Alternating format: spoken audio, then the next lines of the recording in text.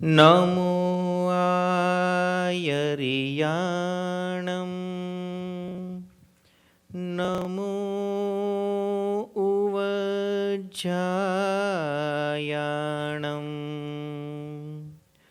નમો લોએ સવસાહુણમ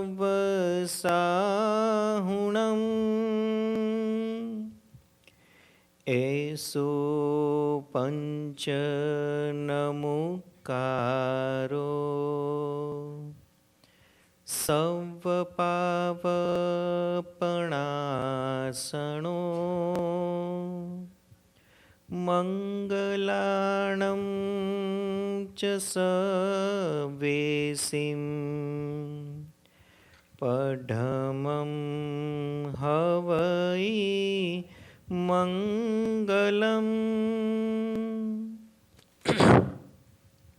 મંગલમ ભગવાન વીરો મંગલમ ગૌતમ પ્રભુ મંગલમ સ્થૂલિભદ્રાદ્યા જૈન ધર્મોસ્તુ મંગલમ કલ્યાણપાદપારામમ શ્રુતગંગા હિમાચલમ વિશ્વાંભોજરવિં દેવમ વંદે શ્રીજ્ઞાતનંદનમ ઓંકારં બિંદુસંયુક્તં નિત્યં ધ્યાયન્તિ યોગિનઃ કામદં મોક્ષદં ચૈવ ઓંકારાય નમો નમઃ. અજ્ઞાનતિમિરાંધાનાં જ્ઞાનાંજનશલાકયા નેત્રં ઉન્મીલિतं યેન તસ્મૈ શ્રી ગુરુવે નમઃ.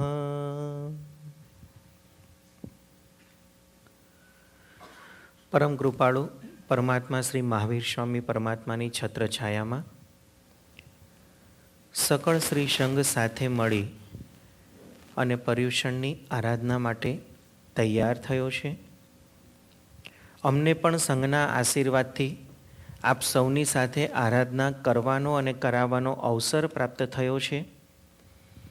પરમાત્માને એક જ વિનંતી કરીએ કે હે ભગવંત, અમારી આ આરાધના આપના પ્રભાવે ખૂબ સારી રીતે આગળ વધે અને આ આરાધના કરતાં કરતાં અમે સૌ આરાધ્ય તત્વની પ્રાપ્તિ કરીએ, અમે સૌ પરમપદની પ્રાપ્તિ કરીએ એવી આપ અમારી ઉપર કૃપા કરજો.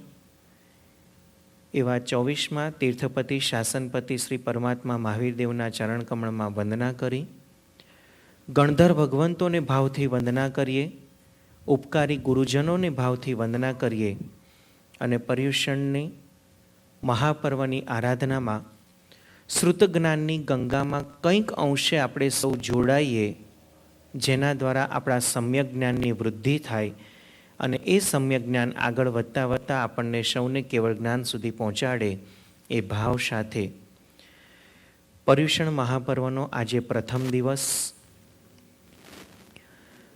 આપણી ભારતની પ્રણાલિકા પ્રમાણે પહેલા 3 દિવસ દરમિયાન અષ્ટાનિકા પ્રવચનોનું વાંચન પૂજ્ય ગુરુ ભગવંતો દ્વારા આ મહાપર્વના દિવસોમાં થતું હોય છે. એ જ રીતે આપણે પણ અહીંયા પહેલા 3 દિવસ દરમિયાન અષ્ટાનિકા પ્રવચનો વાંચીશું અને બાકીના 5 દિવસ દરમિયાન કલ્પસૂત્રનું વાંચન આપણે કરવાનું છે. પર્વાણી સંતિ પ્રોક્તાની બહુની શ્રી જીનાગમે પર્યુષણા સમમ નાન્યત કર્મણા મર્મ ભેદકૃત. આ દુનિયાની અંદર અનેક જાતના પર્વો, અનેક જાતના મહોત્સવો, અનેક જાતના ઉત્સવો ક્યારેક ને ક્યારેક સમયાંતરે આવતા હોય છે. ઉત્સવો અને મહોત્સવમાં મોટે ભાગે આરંભ સમારંભ વધારે થતો હોય છે, જ્યારે પર્વોની અંદર આરંભ સમારંભનો ત્યાગ કરી આપણા આત્મા તરફ આપણી દ્રષ્ટિ જાય એ માટેનો આપણે પુરુષાર્થ કરવાનો હોય છે. પર્વ કોને કહેવાય? પ એટલે પાપ અને ર એટલે રગે રગમાંથી વ એટલે વમન કરાવે. આપણા પાપોને શરીરના એક એક રોમે રોમમાંથી આપણે બહાર કાઢી નાખીએ. અગણિત એવા કર્મ આપણે ખપાવી દઈએ, એવું જે નિમિત્ત આપણને પ્રાપ્ત થાય એનું નામ પર્વ. એટલે પર્વના દિવસોમાં ખાસ કરીને આરંભ સમારંભના ત્યાગ કરવાના હોય અને આપણે આપણા આત્મા તરફ દ્રષ્ટિ કરવાની હોય છે. 3 મિત્રો ભેગા થઈ અને ફોરેન ભણવા માટે ગયા. 1.5-2 વર્ષના અભ્યાસ પછી પાછા ભારતમાં આવ્યા. એમના ઘણા બધા મિત્રો ભેગા થઈને એમને પૂછે છે. પહેલા મિત્રને પૂછ્યું, તું શું કરીને આવ્યો? એણે કીધું, મેં MBAની એક્ઝામ આપીને હું પાસ થઈ ગયો. સરસ, બધાએ અનુમોદના કરી. બીજા મિત્રને પૂછવામાં આવ્યું, તું શું ભણીને આવ્યો? તો કે હું ડૉક્ટરી લાઇનમાં હતો, મને MDની ડિગ્રી મળી ગઈ અને હું ડૉક્ટર બનીને આવ્યો. ખૂબ સરસ. ત્રીજા મિત્રને પૂછવામાં આવ્યું, તું શું કરીને આવ્યો? ત્રીજા મિત્રએ કહ્યું, મેં ટાઈમ પાસ કર્યો. 2 વર્ષના અભ્યાસ માટે જે બહાર ગયા છે એમાંથી 2 મિત્રો સરસ ભણીને આવ્યા, પણ ત્રીજા વ્યક્તિને પૂછવામાં આવ્યું, એણે કીધું, હું ટાઈમપાસ કરીને આવ્યો. આપણું જીવન, આપણને જે મળેલું છે એ કદાચ ટાઈમપાસમાં પૂરું ન થઈ જાય એ માટે શાસ્ત્રકાર ભગવંતો આપણને ચેતવે છે કે આમ તો રોજે રોજ તમારે આરાધના સાધના કરવી જ જોઈએ, પણ કદાચ આ સંસારમાં હું અને તમે આપણે બધા એવા અટવાયા છીએ કે રોજે રોજ આપણા આત્મા તરફ આપણી દ્રષ્ટિ કદાચ કોઈ કારણસર નથી જતી. તો વિશેષ પર્વના દિવસોમાં તો આપણે આપણા આત્મા તરફ દ્રષ્ટિ કરવી જ જોઈએ. બાકી આમને આમ જો મનુષ્ય ભાવ આપણો પૂરો થઈ જશે તો પશુના ભાવમાં ને આપણા ભાવમાં કોઈ ફરક નહીં પડે. જન્મદાતા માતા પિતા તો ગલુડિયાને પણ મળે છે. જીવનદાતા માતા પિતા કદાચ કોઈ ગરીબના છોકરાને પણ મળી જાય છે, પરંતુ સંસ્કારદાતા એવા માતા પિતા કોઈક પુણ્યશાળીને પ્રાપ્ત થતા હોય છે. અને એમાં મારો ને તમારો નંબર લાગેલો છે. નાનપણથી આંગળી પકડી અને દેરાસરના ઉપાશ્રયના દરવાજા સુધી પહોંચાડનાર હોય તો એ આપણા ઉપકારી માતા પિતા છે. અને એમના જ કોઈક સરસ એવા આશીર્વાદથી આજે આપણે બધા ભેગા મળી અને આવા સરસ પર્વની આરાધના માટે ઉપસ્થિત થયા છીએ. જો એ માતા પિતાએ આપણને આ દેરાસરને આ ઉપાશ્રય સુધી ન પહોંચાડ્યા હોત તો કદાચ દુનિયામાં જેમ બીજા મનુષ્ય બહાર ભટકે છે એમાં આપણે પણ ભટકતા જ હોત. આપણા જીવનનું કોઈક લક્ષ્ય આપણે નક્કી ન કરી શક્યા હોત. અત્યારે મોટે ભાગે ભૌતિકવાદના જમાનામાં એવું જોવામાં આવે છે કે બસ માણસને પૈસો મળે એટલે બધું જ મળી ગયું. કદાચ આપણે પણ ઇન્ડિયા છોડીને આ દેશમાં એટલા માટે જ આવ્યા હતા કે ત્યાં જે આપણી પોઝિશન હતી એના કરતાં કંઈક સારી પોઝિશન આપણને પ્રાપ્ત થાય. અને એના કારણે એ ભારતની ભૂમિને, એ આર્ય ભૂમિને છોડી અને આપણે આ દેશમાં આવ્યા, આટલા દૂર સુધી આવ્યા. જે લક્ષ્ય લઈને આવ્યા હતા કે મારે કંઈક વધારે એચીવ કરવું છે, પ્રાપ્ત કરવું છે, એ લક્ષ્ય તરફ આપણે આગળ વધ્યા. પુરુષાર્થ આપણો એ તરફનો થયો અને એ પુરુષાર્થ એ તરફનો થયો તો ચોક્કસ એ ટાર્ગેટ સુધી, એ લક્ષ્ય સુધી આપણે આગળ વધી શક્યા, પહોંચી શક્યા કે મારી પોઝિશન સમાજમાં ક્યાંક સારી બને, મને જે પૈસો વગેરે જોઈએ છે એ વધારે સારા પ્રમાણમાં મળે. એ લક્ષ્ય આપણું હતું તો આપણે પહોંચી શક્યા. પણ શાસ્ત્રકાર ભગવંતો કહે છે કે આ તો માત્ર આજીવન પૂરતું તમારું લક્ષ્ય છે અને એ પણ ટાઈમ બિંગ છે. કદાચ તમારું પુણ્ય જાગ્રત છે એટલે તમે બધા આના દ્વારા સુખી દેખાઈ રહ્યા છો, પણ જે દિવસે તમારું પુણ્ય પરવારી જશે એ દિવસે આ બાહ્ય બધી જ સામગ્રી, આ બાહ્ય બધા જ સુખો તમને સુખી નહીં કરી શકે. આપણને માત્ર એવું જ છે કે આ બધા જ ભૌતિક સાધનો દ્વારા જેટલા સાધનો વધતા જાય એટલા આપણે સુખી થતા જઈએ. પણ હકીકતમાં એ બધા જ સાધનો ખરેખર સુખ આપનાર નથી. આપણી એક માનસિક ભ્રમણા છે કે આપણને આ સાધનો મળી ગયા એટલે આપણે સુખી છે. આપણે એ ભ્રમણામાંથી બહાર આવવાનું છે. સાચું સુખ ક્યાં છે, સાચું સુખ શેમાં છે, એ જ્યાં સુધી સમજણ નહીં પડે ત્યાં સુધી આપણે આ 84 લાખ યોનિમાં અટવાયા જ કરવાનું છે. 4 ગતિનું પરિભ્રમણ શાસ્ત્રકાર ભગવંતોએ આપણને બતાવ્યું છે. એમાં નરક ગતિ ભયંકર દુઃખમય, તિર્યંચ ગતિ જ્યાં ને ત્યાં ઠેબા ખાવાના, લાકડીઓના માર સહન કરવાના, ચાબુકના ફટકા સહન કરવાના, જેમ તેમ કરીને જીવન પૂરું કરવાનું. દેવગતિ કદાચ મનુષ્યની અપેક્ષાએ ભૌતિક સુખના અઢળક સાધનો, અઢળક સંપત્તિના સ્વામી, છતાં આ 3 ગતિની અંદર શાસ્ત્રકાર ભગવંતોએ કીધું છે કે માત્ર આ 3 ગતિ ટાઈમપાસ કરવા જેવી જ છે. જે રીતે પેલા મિત્રોમાંથી એક મિત્ર 2 વર્ષ સુધી ફોરેનમાં જઈને પાછો આવ્યો પણ ટાઈમપાસ કરીને આવ્યો, એમાં 3 ગતિનું પરિભ્રમણ, નરક ગતિ, તિર્યંજ ગતિ અને દેવગતિ, આ 3 ગતિનું પરિભ્રમણ એ માત્ર આ 84 લાખ યોનિમાં ફરતા આત્મા માટે ટાઈમપાસ કરવા જેવી જ ગતિ છે. ત્યાં વિશેષ કોઈ આત્માની સાધના આરાધના આપણે કરી શકતા નથી. કારણ કે દેવગતિમાં અઢળક સુખ હોવાથી આપણી ધર્મ તરફ દ્રષ્ટિ જતી નથી. મનુષ્યને ધર્મ કે આત્મા, ભગવાન યાદ ક્યારે આવે? જ્યારે સુખ દુઃખ મિશ્રિત એનું જીવન હોય ત્યારે જ ભગવાન યાદ આવે.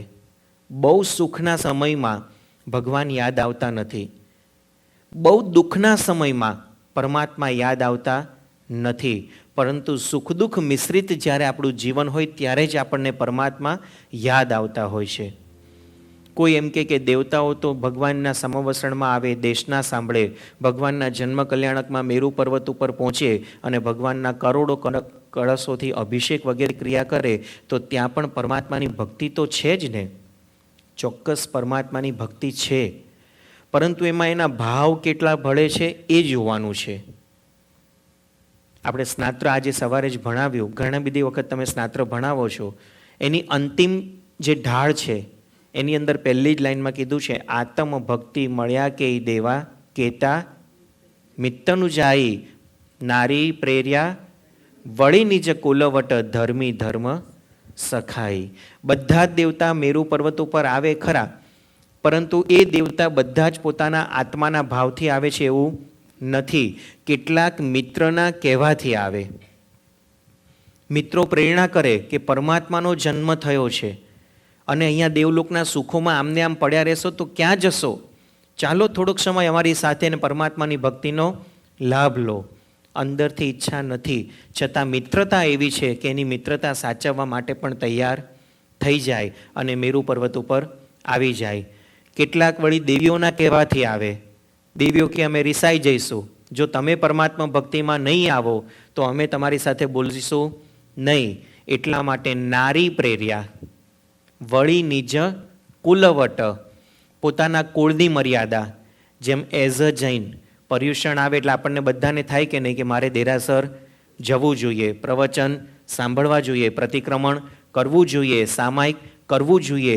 આપણી એક કુળની મર્યાદા આપણને ક્યાંક વચ્ચે સંસારના સુખોમાં અંતરાય ઊભા કરે અને ધર્મ તરફ આપણને વાળી દે. આ કુળનું પણ મહત્ત્વ છે. જે તે કુળમાં જન્મેલાને આવા સારા વિચાર નથી આવતા, પણ જેને જન્મતાની સાથે સારા સંસ્કારો મળ્યા છે એવા ઉત્તમ કુળની અંદર જે આત્મા ઉત્પન્ન થાય છે એને આવા સારા પર્વના દિવસોમાં આરાધના કરવાનું મન થાય છે.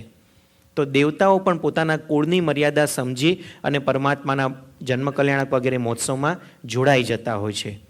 કહેવાનો ભાવાર્થ એ છે કે દરેક દેવતાઓ પોતાના આત્માના સારા ભાવથી જ આવે છે એવું નથી. કોઈકને કોઈક બાહ્ય પરિસ્થિતિ એવી છે કે જેના કારણે દેવતાઓને આવવું પડે છે. એટલે દેવલોકનો ભાવ આફ્ટર ઓલ બહુ સારો નથી.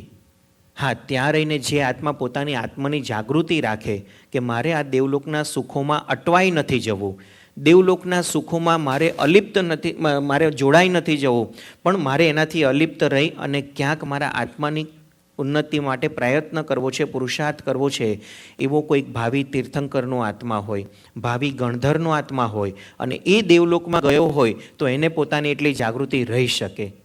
અને ચોક્કસ એ ત્યાં રહ્યા પણ એ દેવલોકના ભૌતિક સુખોમાં અટવાઈ ન જાય, આત્માની જાગૃતિ રાખે અને એના કારણે એના પછીનો ભવ એને મનુષ્ય ભવ મળે અને ત્યાં તીર્થંકર ગણધર વગેરે બનીને મોક્ષે પહોંચી જાય. પણ મોટા ભાગે એવું કહેવામાં આવ્યું છે, શાસ્ત્રમાં વચન આવે છે કે અસંખ્યાતા દેવતાઓ એટલે મિલિયન્સ ઓફ દેવતાઓ જ્યારે ચ્યવી જાય, દેવલોકનું આયુષ્ય પૂરું થાય, તો એમાંથી મનુષ્ય ગતિ કેટલાને મળે? 0.00001% ને પણ મનુષ્ય ગતિ નથી મળતી. અસંખ્ય દેવતાઓ આયુષ્ય પૂર્ણ કરી અને મોટે ભાગે તિર્યંજ ગતિમાં જતા હોય છે, કારણ કે દેવતા મરીને તરત નારકી ગતિમાં ન જાય. દેવતાઓ મોટે ભાગે મરીને તિર્યંજ ગતિ એટલે કે પશુ પક્ષીની દુનિયામાં જતા હોય છે. કોઈક પુણ્યશાળી આત્મા એવો હોય છે કે જે દેવલોકમાં રહ્યા પણ જાગૃત થઈ અને જો કોઈક સરસ આરાધના કરી હોય તો એને જ મનુષ્ય ગતિ મળતી હોય છે. અને એટલા જ માટે ચારેય ગતિની અંદર સૌથી શ્રેષ્ઠ ગતિ તરીકે શાસ્ત્રકાર ભગવંતોએ મૂકી છે મનુષ્ય ગતિને, જે મને અને તમને બધાને મળી ગઈ છે. હવે આ મનુષ્ય ગતિ મળ્યા પછી ત્યાં કરવાનું શું? જન્મ બધાએ ધારણ કરી લીધો, જીવન બધાને પ્રાપ્ત થઈ ગયું, આયુષ્ય બધાને સારું મળ્યું છે. આપણે બધા નસીબદાર છે કે આપણને 80, 100, 70 વર્ષના આયુષ્ય મળ્યા છે. બાકી ઘણા આપણે જોઈએ છીએ જન્મતાની સાથે મહિનો 2 મહિના થાયને કાળ કરી જાય, ઘણા તો માતાના ગર્ભમાં જ કાળ કરી જાય. આવું આપણે જીવનમાં જોતા હોઈએ છીએ.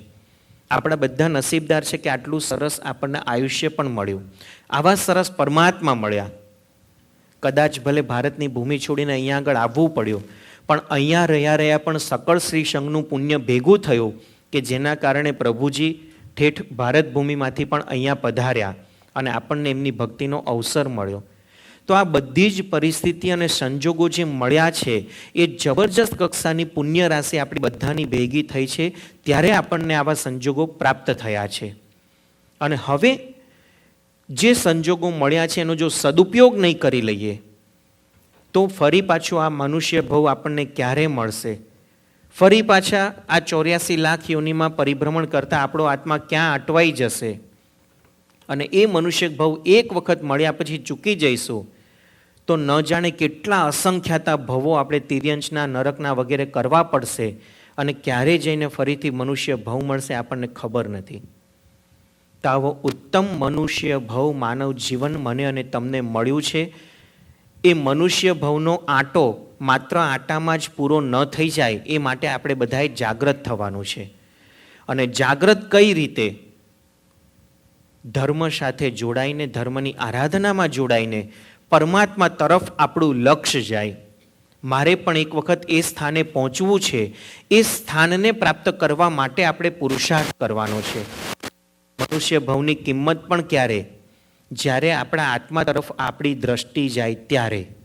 માત્ર બાહ્ય સાધનો, સંપત્તિ, ભૌતિક સુખોમાં આપણે અટવાઈ ગયા અને એના દ્વારા થોડી ઘણી પૂજા કરી લીધી, થોડી ઘણી પ્રતિક્રમણની ક્રિયાઓ કરી લીધી, થોડાક સામાયિક કરી લીધા, થોડુંક દાન દઈ દીધું, થોડીક જીવદયા પાડી લીધી, એટલા માત્રથી આપણે જો એમ માનતા હોઈએ કે હું બહુ ધર્મી છું, મેં ઘણી સરસ આરાધના કરી, મેં ઘણી સરસ ભક્તિ કરી, તો આપણી એક ભ્રમણા છે.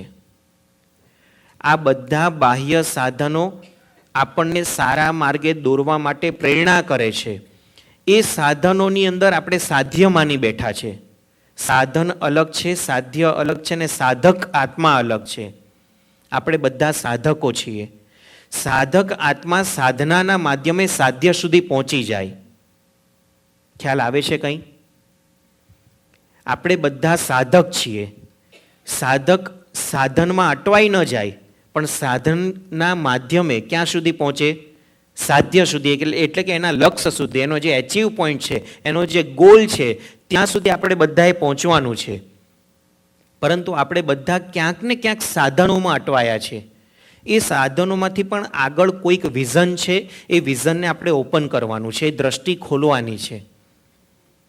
પર્યુષણ જેવા મહાપર્વ આવે એટલે આપણી બધાને શું થાય, આ 8 દિવસ તો આપણે જોબ ઉપર રજા મૂકવી જ જોઈએ, પરમાત્માની ભક્તિ કરવી જ જોઈએ. એટલે સવાર ઉઠીને આપણે પ્રતિક્રમણ કરીએ, એક્સ્ટ્રા એકાદું સામાયિક કરીને એમાં જાપ વગેરે કરીએ, પછી તૈયાર થઈને આપણે દેરાસર આવીએ, પરમાત્માના દર્શન, પૂજા, ચૈત્યવંદન, સ્તુતિ વગેરે ક્રિયાઓ કરીએ.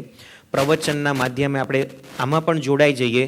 તપસ્વીઓ ઘણી બધી તપની આરાધના કરતા હોય, આજથી ઘણા બધાએ ઉપવાસ શરૂ કર્યા હશે, આની પહેલાં પણ જેને 11 કરવા હશે, 16 કરવા હશે, માસક્ષમણ કરવું હશે, એ બધા તપની આરાધનામાં જોડાયા હશે. આ બધું જ આપણે જે કંઈ જોડાઈએ છીએ, જે કોઈ ક્રિયાઓ કરીએ છીએ, એ ક્રિયાને આપણે ધર્મ માની લીધો છે, આપણી ભ્રમણા છે. આ બધી શુભ ક્રિયા છે, સારી ક્રિયા છે, એ છોડવાની નથી, પણ એ ક્રિયાના માધ્યમથી આપણે અક્રિય પદ સુધી પહોંચવાનું છે. આ બધી પ્રવૃત્તિઓ દ્વારા આપણે નિવૃત્તિમાં પહોંચવાનું છે, એ લક્ષ્ય આપણું ચૂકાવવું ન જોઈએ. આ બધી ક્રિયા દ્વારા શું થાય તો કે સંસારના અશુભ વિચારો, અશુભ વિકલ્પો, મનની ખરાબ વાસનાઓ એ બધી શાંત થઈ જાય અને એના દ્વારા શુભ વિચારો, શુભ અધ્યવસાયો, સારી ઈચ્છાઓ જાગૃત થાય. આ બધા જ શુભ નિમિત્તો છે, શુભ આલંબનો છે. આલંબનના માધ્યમે નિરાલંબન સુધી પહોંચવાનું છે. પરમાત્મા કેવા હતા? નિરાલંબન ધ્યાનની અંદર મગ્ન હતા. પરમાત્માએ દીક્ષા લીધી, દીક્ષા લીધા પછી સાધના કરી. સાધનામાં ભગવાન શું કરે? એ કોઈની પૂજા કરવા જાય? એ કોઈ પ્રતિક્રમણ કરવા જાય? પરમાત્માને દીક્ષા લીધા પછી કરવાનું શું હોય? આપણે બધા હજી સંસારની અંદર બેઠા છે, સંસારના નિમિત્તોમાં અટવાયેલા છે અને એટલા માટે સારા નિમિત્તોની આપણને જરૂર પડે છે, સારા આલંબનોની જરૂર પડે છે. જ્યાં સુધી સંસારની અંદર આપણો આત્મા અટવાયેલો છે, સંસારના સુખો ગમે છે, ત્યાં સુધી આ બધા ધર્મના ક્ષેત્રો, ધર્મના આલંબનની આપણને બધાને જરૂર છે. સાચું બોલો, કેટલી વખત રેસ્ટોરન્ટમાં જઈને નવકાર મંત્ર યાદ આવ્યો? કેટલી વખત સિનેમામાં જઈને નવકાર મંત્ર યાદ આવ્યો? સિનેમામાં જઈએ, પિક્ચર શરૂ થાય, કોઈને એવું થાય કે 3 નવકાર ગણી લઈએ. કેમ? ત્યાં નવકાર ગણવાનો વિચાર નથી આવતો. અને અહીંયા ભગવાન સામે આવીએ તરત જ બધી વાતો મૂકી, મનમાંથી બધા જ વિચારોને શાંત કરીને તરત જ ભગવાનની સામે હાથ જોડાઈ જાય કે નહીં? તરત જ પરમાત્માની સ્તુતિ, નવકાર મંત્ર વગેરે યાદ આવે કે નહીં? શું કારણ છે આની પાછળ? કારણ એક જ છે, આપણે બધા નિમિત્તને આધીન છીએ.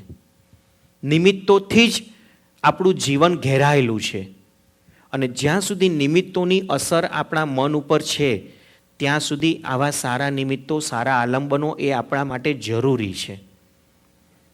કોઈ એમ કે આ બધા નિમિત્તોની જરૂર નથી તો તમે સંસારથી અલિપ્ત થઈ જાઓ તો તમારે આ નિમિત્તની પણ જરૂર નહીં પડે. સાચી વાત છે, પણ એ ઉત્કૃષ્ટ લેવલની સાધના છે. એ લેવલ સુધી પહોંચવા માટે પણ ધીમે ધીમે સ્ટેપ બાય સ્ટેપ આગળ વધવું પડે. કોઈ આજે ને આજે કે મારે આ કોઈ નિમિત્તની જરૂર નથી, હું આત્મધ્યાનમાં સ્થિર થઈ જાઉં, એમ આત્મધ્યાનમાં સ્થિર થવું, બોલવું એક અલગ વસ્તુ છે અને એની અનુભૂતિ કરવી એક અલગ વસ્તુ છે. આત્માની અનુભૂતિ થવી બહુ દૂરની વાત છે. એના માટે ઘણી બધી સાધનાઓ કરવી પડે, ઘણા બધા આલંબનો લેવા પડે અને એ આલંબનોના માધ્યમે આપણે આગળ વધતા વધતા ધીમે ધીમે નિરાલંબન ધ્યાન સુધી પહોંચી શકીએ. અને એટલા જ માટે જ્ઞાની મહાપુરુષોએ આપણા માટે આવા સારા સારા આલંબનો ક્યાંક સ્થાપના નિક્ષેપે તો ક્યાંક આવા પર્વના નિમિત્તે આપણને આપ્યા છે. રોજ જો સાધના થતી હોય તો ઉત્તમ માર્ગ છે, પરંતુ કદાચ રોજ આપણે સાધનાના માધ્યમે આગળ નથી વધી શકતા તો વિશેષ દિવસોમાં, બીજ, પાંચમ, આઠમ, 11, 14, પૂનમ વગેરે વિશેષ પર્વના દિવસોમાં આપણે વધારે સારી આરાધના કરીએ. એટલા માટે આ તિથિની વિશેષ આરાધના મૂકવામાં આવી કે એક દિવસે તમે ખાવા પીવાનું થોડું કંટ્રોલ કરો, એટલે કે લીલોતરી વગેરે ખાવાનું છોડો, એટલે તમારી આહાર સંજ્ઞા ઉપર તમને કંટ્રોલ આવે. આહાર સંજ્ઞા ઉપર કંટ્રોલ થાય એટલે ઓટોમેટિક માનસિક વિચારો શાંત થાય. જ્યાં સુધી તમારી જીભની અંદર આહાર સંજ્ઞાઓ પોષાતી જશે ત્યાં સુધી મન વિકાર ભાવોથી અને અશુભ વિચારોથી સતત ગ્રસ્ત થયા કરશે. જો ખરેખર તમારે મન ઉપર કંટ્રોલ લાવવો છે તો તમારી આહાર સંજ્ઞા ઉપર તમારે કાબુ મેળવવો જ પડશે. અને એટલા જ માટે વિશેષ પર્વના દિવસોમાં એવું લુખ્ખું સુખ્ખું ખાવાનું આપણને પ્રેરણા કરવામાં આવી કે શક્ય હોય તો ઉપવાસ કરો. ન જ બને તો આંબિલ તપની આરાધના કરો કે જેના કારણે તમારી જીભ ઉપર એટલે કે રસનેન્દ્રિય ઉપર તમે કાબુ મેળવી શકો. અને એ રસનેન્દ્રિય ઉપર તમારો જો કાબુ આવી જાય, કંટ્રોલ આવી જાય, તો ઓટોમેટિક તમારા મનના વિચારો પણ શાંત થઈ જાય. અને શાંત અવસ્થામાં જ તમે તમારા આત્મા તરફ દ્રષ્ટિ કરી શકશો. જ્યાં સુધી મન વિચલિત હશે, મનની અંદર બાહ્ય પદાર્થો રમતા હશે, ત્યાં સુધી અંદરની તરફ દ્રષ્ટિ જઈ શકશે નહીં. અને આ પર્વની આરાધના શેના માટે કરવાની? આપણે પર્યુષણા જે શબ્દ બોલીએ છીએ, પર્યુષણ પર્વની આરાધના. પર્યુષણ શબ્દ શેનો બનેલો છે? પરી વત્તા ઉષ્ણા, આ બે શબ્દ ભેગા થઈને એના સમાસ રૂપે પર્યુષણા શબ્દ બનેલો છે. પરી એટલે ચારે બાજુથી અને ઉષ્ણા એટલે રહેવું. ચારે બાજુથી ભેગા થઈને આત્મભાવમાં સ્થિર થવું, એનું નામ પર્યુષણા. અત્યાર સુધી કેટલા બધા પર્યુષણ મહાપર્વની આરાધના મેં અને તમે કરી હશે. કેટલી વખત આપણી અંદર આપણી દ્રષ્ટિ ગઈ હશે. ઉપવાસ, આપણા એક એક શબ્દોની અંદર પણ જો ઊંડાણથી ચિંતન કરવામાં આવે ને, તો એટલું સરસ જ્ઞાન એમાંથી પણ આપણને મળી જાય.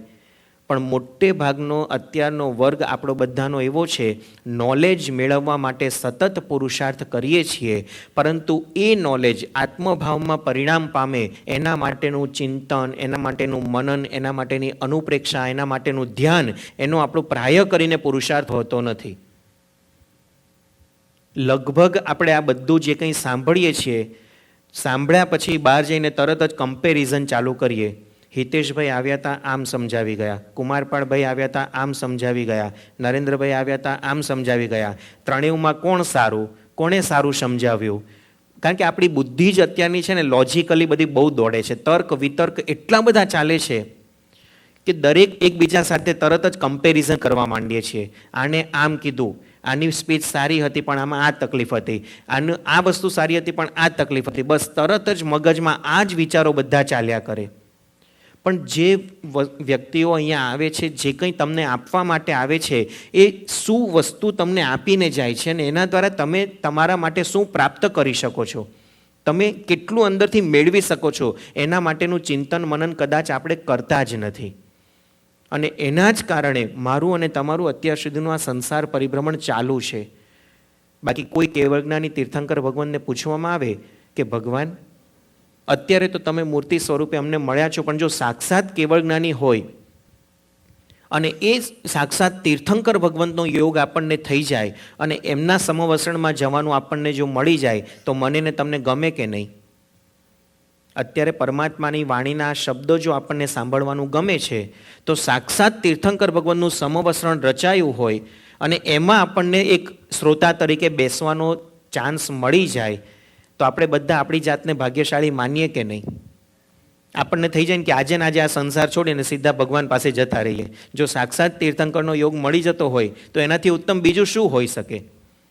અને એટલા જ માટે આપણે બધા બોલીએ પણ છે, પ્રભુજી માંગુ તારી પાસ, મારી પૂરી કરજો આસ, માંગી માંગી માંગીને માંગુ એટલું, મને આવતો ભવ એવો આપજે, જન્મ મહાવિદેમાં હોય, વળી તીર્થંકર કુળ હોય, પારણામાં નવકાર સંભળાય જો, મને આવતો ભવ એવો આપજે.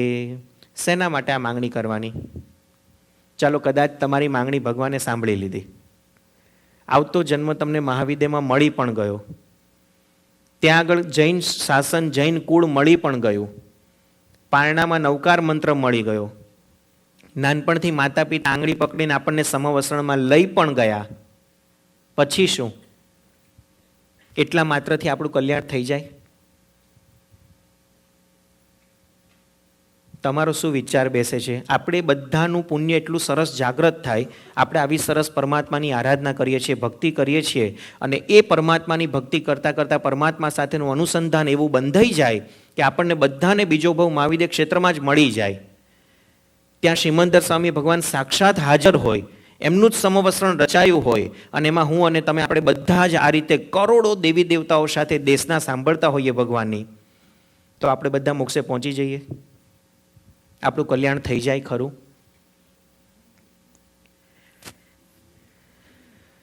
અત્યાર સુધીમાં હું અને તમે એક વખત નહીં, 2 વખત નહીં, 100 વખત નહીં, 1000 વખત નહીં, લાખો વખત સમવસ્ત્રણમાં ભગવાનના મોઢે આપણે દેશના સાંભળીને આવ્યા છે. કોઈ પણ કેવળ જ્ઞાની ભગવાનને પૂછો કે ભગવાન અત્યાર સુધીમાં મને કોઈ તીર્થંકરનો યોગ થયો છે ખરો? તો કેવળ જ્ઞાની ભગવંત કે અત્યાર સુધીમાં લાખો વખત તમને તીર્થંકર ભગવાનનો યોગ થયો છે અને તમે લાખો વખત પરમાત્માની દેશના સાંભળી છે. તો વિચાર કરીએ આપણે કે જો એ તીર્થંકરનો યોગ મળી ગયા પછી પણ, આપણે એમની દેશના સાંભળ્યા પછી પણ જો આપણું હજી સંસાર પરિભ્રમણ ચાલુ રહેતું હોય તો ખામી ક્યાં આવી? તકલીફ ક્યાં પડી કે આપણે મોક્ષે પહોંચી ન શક્યા? શાસ્ત્રકાર ભગવંતો કહે છે કે કોઈ પણ સારી વસ્તુનો યોગ મળવો સુલભ છે, પરંતુ એ યોગને પ્રયોગમાં પરિવર્તન લાવવું બહુ મુશ્કેલ છે. યોગ અને પ્રયોગમાં બહુ જ ફેર છે. માંદા પડીએ, ડૉક્ટર પાસે જઈએ, ડૉક્ટર આપણને પ્રિસ્ક્રાઇબ કરી આપે કે આ ગોળી લઈ લેજો, તમને રોગ મટી જશે. દવાની દુકાનેથી ગોળી લઈને આવ્યા અને 24 કલાક ખિસ્સામાં સાથે રાખીને ફરો, તમને રોગ મટી જાય? ડૉક્ટરનો યોગ થઈ ગયો, ગોળીનો યોગ થઈ ગયો, ગોળી 24 કલાક તમારી સાથે ને સાથે છે, રોગ મટે ખરો? શું કરવું પડે? ગોળીને શરીરમાં પહોંચાડવી પડે, મોઢામાં મૂકી પાણી સાથે એને ગોળીને પેટમાં ઉતારવી પડે. આ શું થયું? પ્રયોગ થયો. ગોળીનો યોગ થવો એટલા માત્રથી ફાયદો ન થાય, એનો પ્રયોગ થાય. એ ગોળી જ્યારે આપણા પેટમાં જાય ત્યારે જ આપણને એના થકી ફાયદો થતો હોય છે. એમ બાહ્ય ભાવે જોવા જઈએ તો સારી સારી વસ્તુના યોગ થવા એ આપણા પુણ્યને કારણે છે. પુણ્યાનુબંધી પુણ્ય ઉપાર્જન કર્યું હોય તો જ આવા સારા યોગ મળે કે આ દેશમાં પણ આવી સરસ આપણી ધર્મની ભૂમિ મળવી, આવું સરસ જિનાલય મળવું, આવા સરસ પરમાત્માના જીણવાણીના વચનો સાંભળવા મળવા, આ બધું યોગ છે. આ સંયોગો સારા મળી ગયા એટલા માત્રથી કલ્યાણ થાય નહીં, પણ એ સંયોગોને પ્રયોગોમાં ફેરવતા આપણને બધાને આવડવું જોઈએ. તો જ આપણે આપણા આત્માનું કલ્યાણ કરી શકીએ. તીર્થંકર ભગવંતના અત્યાર સુધીમાં અનેક વખત આપણને સંયોગ થયા છે, યોગ થયા છે, પણ એ તીર્થંકર ભગવંતના યોગને આપણે પ્રયોગમાં ફેરવી ન શક્યા. પરમાત્માએ જે માર્ગ આપણને બતાવ્યો એ માર્ગે આપણે ચાલી ન શક્યા. આપણે એ વખતે વિચાર્યું હશે કે ઠીક છે, હવે આ તો તીર્થંકર ભગવાન છે, બોલે કે ભાઈ હવે દીક્ષા જ લેવી જોઈએ, એના દ્વારા આત્માની સાધના કરવી જોઈએ, આત્મા ઉપર લાગેલા કર્મ ખપાવવા જોઈએ. હવે એ તો ભગવાન થઈ ગયા એટલે બોલે, આપણાથી કંઈ થોડું બધું આવું બધું પડાય?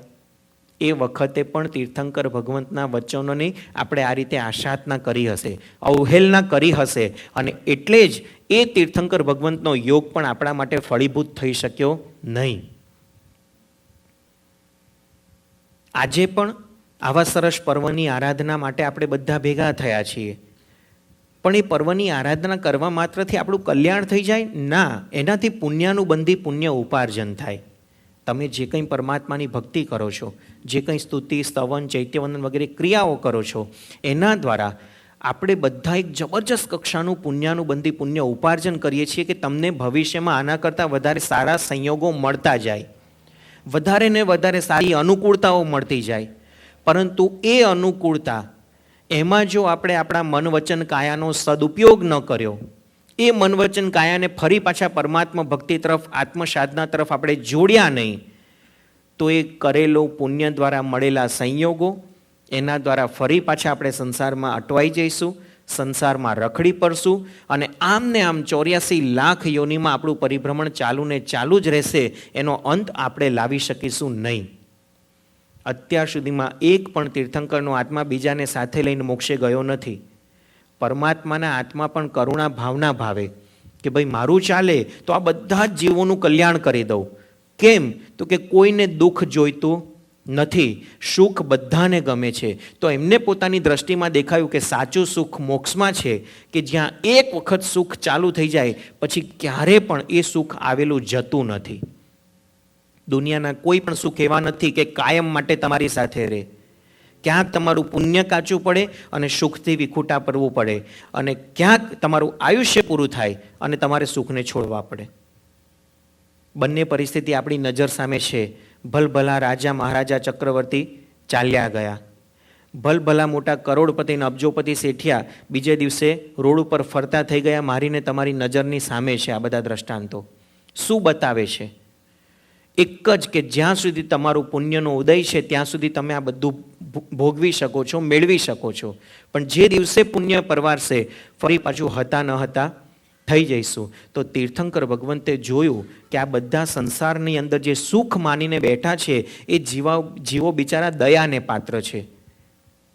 ભૂખ લાગી છે એટલે ગુલાબજાંબુ મળે તો સુખ લાગે, ભૂખ લાગી છે તો રસગુલ્લા મળે તો સુખ લાગે, ભૂખ લાગી છે તો તમને પૂરણપોળીના ખાવાના ભોજન પણ તમને સુખ આપી શકે.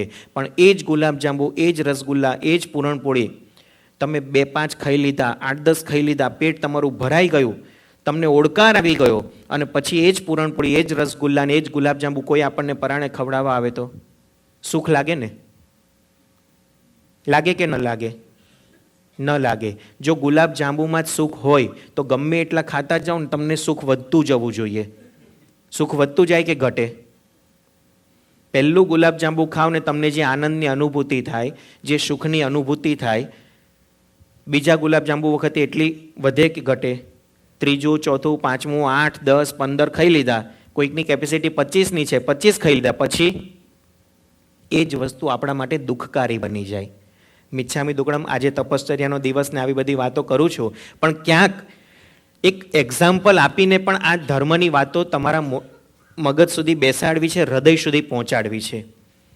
અત્યાર સુધી ઘણા બધા પ્રવચનો સાંભળ્યા, ઘણા બધા મારા કરતાં પણ સારા સારા વક્તાઓ અહીંયા આવીને ગયા હશે. હું તો કોઈ વક્તા નથી, હું સાવ સામાન્ય તમારા જેવો ચાલુ માણસ જ છું. મારું મુખ્ય કામ તો વિધિ વિધાનનું છે. પરંતુ ક્યાંક 2 શબ્દ સારા બોલતા આવડે એટલે આપ સૌ વડીલોએ ભેગા થઈને બેસાડી દીધો કે હિતેશભાઈ બોલો ને, જેવું બોલશો એવું અમે સાંભળીશું. એટલે હું તો કોઈ સારો વક્તા નથી, પરંતુ કહેવાનો ભાવાર્થ એ છે કે સારા સારા ગુરુ ભગવંતોના શ્રી મુખે તમે પ્રવચનો સાંભળ્યા છે, સારા સારા વક્તાઓના મોઢે તમે પ્રવચનો સાંભળ્યા છે, પણ એ પ્રવચનો સાંભળવા દ્વારા આપણે પ્રાપ્ત શું કર્યું, આપણે મેળવ્યું શું, આપણી જાત માટે આપણને ફાયદો કેટલો થયો? આપણે બધા વાણિયાના દીકરા, રૂપિયાનું ઇન્વેસ્ટમેન્ટ કરીએ તો એમાંથી ₹1 ક્યારે મળશે પહેલાં ગણતરી મૂકતા હોઈએ કે ભાઈ કેટલા ટકા છૂટે છે, પછી હું ઇન્વેસ્ટ કરું. અને ધર્મના ક્ષેત્રમાં કોઈ ગણતરી નહીં, બસ એઝ ઇટ ઇઝ રૂટીન પ્રમાણે જન્મતાની સાથે નાના હતા દર્શન કરતા હતા, નાના હતા પૂજા કરતા હતા, નાના હતા પરિક્રમણ કરતા હતા, નાના હતા ને ઘણાએ 28ની તપસ્યાઓ પણ કરેલી છે. આજે અમદાવાદમાં લગભગ 1300 સિદ્ધિ તપની આરાધના એક સાથે બધું સમૂહમાં ભાગ્યશાળી કરી રહ્યા છે. એમાં એક 6.5 વર્ષનો છોકરો સિદ્ધિ તપ કરે છે, જેની ઉંમર હજી 7 વર્ષ પૂરી નથી થઈ, અને આજથી એને 8મા ઉપવાસના પચખાણ લીધા છે. સિદ્ધિ તપ એટલે 45 દિવસનો તપ હોય. પહેલો 1 ઉપવાસ, પછી 1 બેસણું આવે, પછી 2 ઉપવાસ અને બેસણું, 3 ઉપવાસ અને બેસણું, 4 ઉપવાસ અને બેસણું, 5 ઉપવાસ બેસણું, 6 ઉપવાસ બેસણું, 7 ઉપવાસ બેસણું અને 8 ઉપવાસ. 45 દિવસની આ સળંગ આરાધના 6.5 વર્ષની ઉંમરે. વંદન કરવાનું મન થાય આવા તપસ્વીઓને, અને કદાચ જૈન શાસન એટલે જ ઝળહળતું છે. કોઈક તપની સાધનામાં આગળ વધે, કોઈ જ્ઞાનની સાધનામાં આગળ વધે, કોઈ ભક્તિ ભાવનામાં આગળ વધે, બધી રીતે મોક્ષે જવાના અસંખ્ય યોગ શાસ્ત્રકાર ભગવંતોએ બતાવ્યા છે. એવું નથી કે આ એક જ માર્ગે તમે ચાલો, બસ ભણભણ કરો તો જ તમારો મોક્ષ પહોંચી જશે. ના, કોઈ તપના માર્ગે આગળ ચાલે છે, કર્મ ખપાવી શકે, કોઈ જ્ઞાન સાધનામાં આગળ ચાલે છે, કર્મ ખપાવી શકે, કોઈ વ્યાવચના માર્ગે આગળ ચાલે છે, કર્મ ખપાવી શકે. યોગ અસંખ્ય જીન કહ્યા નવપદ મુખ્ય તે જાણો રે, શાસ્ત્રકાર ભગવંતો કહે છે અસંખ્યતા યોગો મોક્ષે પહોંચવાના છે. પરંતુ હું અને તમે હજી અહીંયા અટવાયેલા છે શેના કારણે? કારણ એક જ છે, આપણે બધા આ સંસારના ભૌતિક પદાર્થોમાં સુખ માનીને બેઠા છે. એ આપણી ભ્રમણા છે, અને એ ભ્રમણાને તોડવા માટે જ્ઞાની મહાપુરુષો આપણને સાચો માર્ગ બતાવવા પ્રયત્ન કરે છે. તીર્થંકર ભગવંતોએ આ જ કર્યું. એમને કરુણા બહુ જ જાગી ગઈ કે બિચારા આ સંસારમાં સુખ મેળવવા જીવો સખત પુરુષાર્થ કરે છે, પણ સુખ મળે છે ઓછું ને દુઃખ વધારે લમણે ઝીકાઈ જાય છે. આપણે પણ ઇન્ડિયાથી અહીંયા આવ્યા સુખ મેળવવા માટે. સાચું બોલો, અહીંયા સુખ મેળવવા માટે કેટલું તમે ગુમાવ્યું? ત્યાંની સંસ્કૃતિ, ત્યાંના સગા સંબંધીઓ, ત્યાંની ભાષા, આ બધું જ આપણે છોડીને અહીં આગળ આવ્યા. અહીંની સંસ્કૃતિને અપનાવી, અહીંની ભાષાને અપનાવી, અહીંનું જે કલ્ચર હતું એની સાથે આપણે મેચ થવા પ્રયત્ન કર્યો. બધું જ અહીંનું શીખવા માટે, સમજવા માટે પ્રયત્ન કર્યો, એમાં જોડાઈ ગયા. અને આફ્ટર ઓલ ડોલર મેળવવા માટે સવારથી સાંજ સુધી મહેનત કેટલી, પુરુષાર્થ કેટલો ઘરે બેઠા બેઠા મળી જાય છે. એના માટે કેટલી મહેનત કરવી પડે, કેટલો પુરુષાર્થ કરવો પડે. એમાં પણ કોઈને નાઇટની જોબ હોય, કોઈને દિવસમાં સવારે વહેલા ઉઠીને જવું પડતું હોય, કોઈને બપોર પછી જાય તો રાત્રે મોડા ઘરે આવે. કેટલી બધી તકલીફો ભોગવ્યા પછી કંઈક અંશે સુખ મળે છે અને એમાં આપણે આનંદ માણી બેઠા છે કે આહા કેવું મજા આવે છે, કેટલા બધા ડોલર કમાઈ લીધા. પુણ્યશાળી જ્યાં સુધી આંખ ખુલ્લી છે ને ત્યાં સુધી આ ભ્રમણા છે. જેવી આંખ મીચાઈ જશે ને હાથમાં પહેરેલી વીંટી કોઈ રહેવા નહીં દે. કેટલાને અત્યાર સુધીમાં જતા જોયા છે અને કેટલા જવાના છે. આપણે પણ એક વખત એ જ માર્ગે આગળ વધવાનું છે. આપણે બધા નક્કી કરી બેઠા છે, ખાલી ડેટ નક્કી નથી, આપણને ખબર નથી કે હું ક્યારે જવાનો છું. બાકી બીજાને કેટલાને આપણે એના અંતિમ સ્થાને પહોંચાડી દીધા. સાચું બોલો, કોઈને વીંટી સાથે પહોંચાડ્યા છે? આંગળી ફૂલાઈ ગઈ હોય ને તો છરીનો કાપો મૂકીને પણ કાઢી લે. આપ સૌ તો મારા કરતાં આ બાબતમાં વધારે અનુભવી હશો. તો આ બધા જે બાહ્ય દેખાતા સુખો, એની અંદર આપણે જે સુખની કલ્પના કરી અને અટવાયા છીએ, એનાથી બહાર લાવવા માટે તીર્થંકર ભગવંતોએ આપણા માટે મહેનત કરી, પુરુષાર્થ કર્યો અને એવી ઉત્કૃષ્ટ કરુણા ભાવના ભાવી કે બસ આ બધાને હું સાચા સુખના સ્વામી બનાવી દઉં. દુઃખ કોઈ પણ જીવને ગમતું નથી, ચાહે મનુષ્ય હોય, ચાહે દેવ હોય, ચાહે નરક હોય કે ચાહે તિર્યંજ ગતિના પશુ પક્ષી કે નાના જીવજંતુ હોય, કોઈને પણ દુઃખ ગમતું નથી. સુખ બધાને જોઈએ છે અને સુખ ક્યાં મળે એમને પોતાને વિઝન આવી ગયું હતું. એટલા માટે પોતે આ માર્ગે આગળ વધ્યા. એ સાધનામાં આગળ વધતા વધતા વધતા 4 ઘાતી કર્મોનો જ્યારે તીર્થંકર ભગવાનને ક્ષય થયો ત્યારે કેવળ જ્ઞાનની પ્રાપ્તિ થઈ. અને એ કેવળ જ્ઞાનની પ્રાપ્તિ થયા બાદ સમવસ્ત્રણમાં બેસી આપણા જેવા બધા જીવોના કલ્યાણ માટે ભગવાને દેશના ફરમાવી, ભગવાને ઉપદેશ આપ્યો. અને એ ઉપદેશને ગણધર ભગવંતોએ ઝીલી લીધો, શ્રુત જ્ઞાન રૂપે આપણા સુધી પહોંચી ગયો. આની પાછળનું લક્ષ્ય માત્ર એક જ હતું કે બધા જીવોને સુખી કરવા છે અને એના માટે ધર્મની સ્થાપના કરી. આજે ધર્મની આરાધના કરવી હોય ને તો આપણે બધા એવું વિચારીએ, સાલું હવે પર્યુષણ આવી ગયા, એ આજથી હવે લીલોતરી બંધ, 8 દિવસ હવે આવું બધું લુખ્ખું ખાવાનું, કઠોળ ખાવાના, ઉપવાસ કરો, તપશ્ચર્યા કરો, નવકારસી કરો, રાત્રિ ભોજન ત્યાગ કરો. વડીલો કહેશે કે ચાલો પૂજા સેવા કરવા, ચાલો પ્રતિક્રમણ કરવા. કંઈક ને કંઈક આમ આપણને તો ધર્મ એટલે આમ જાણે કેટલું મોટું બોદ્રેશન હોય ને એવું લાગે. હકીકતમાં ધર્મ એ બોદ્રેશન નથી. તમારા બોદ્રેશનને ઓછો કરવા માટેનો એક સાચો પુરુષાર્થ છે, મહેનત છે. પણ આપણે એને સાચા વિઝનથી જોઈ નથી શક્યા, સમજી નથી શક્યા. ધર્મ એક સરળતાથી, સહજતાથી થઈ જતી એક ક્રિયા છે, પણ એને જ્યાં સુધી સમજણ નહીં આવે ને ત્યાં સુધી આપણે એમાં આગળ નહીં વધી શકીએ. ધર્મને બહુ ડેપ્થથી સમજવાની જરૂર છે. ધર્મ એટલે પરાણે કરવી પડતી ક્રિયાઓ નથી.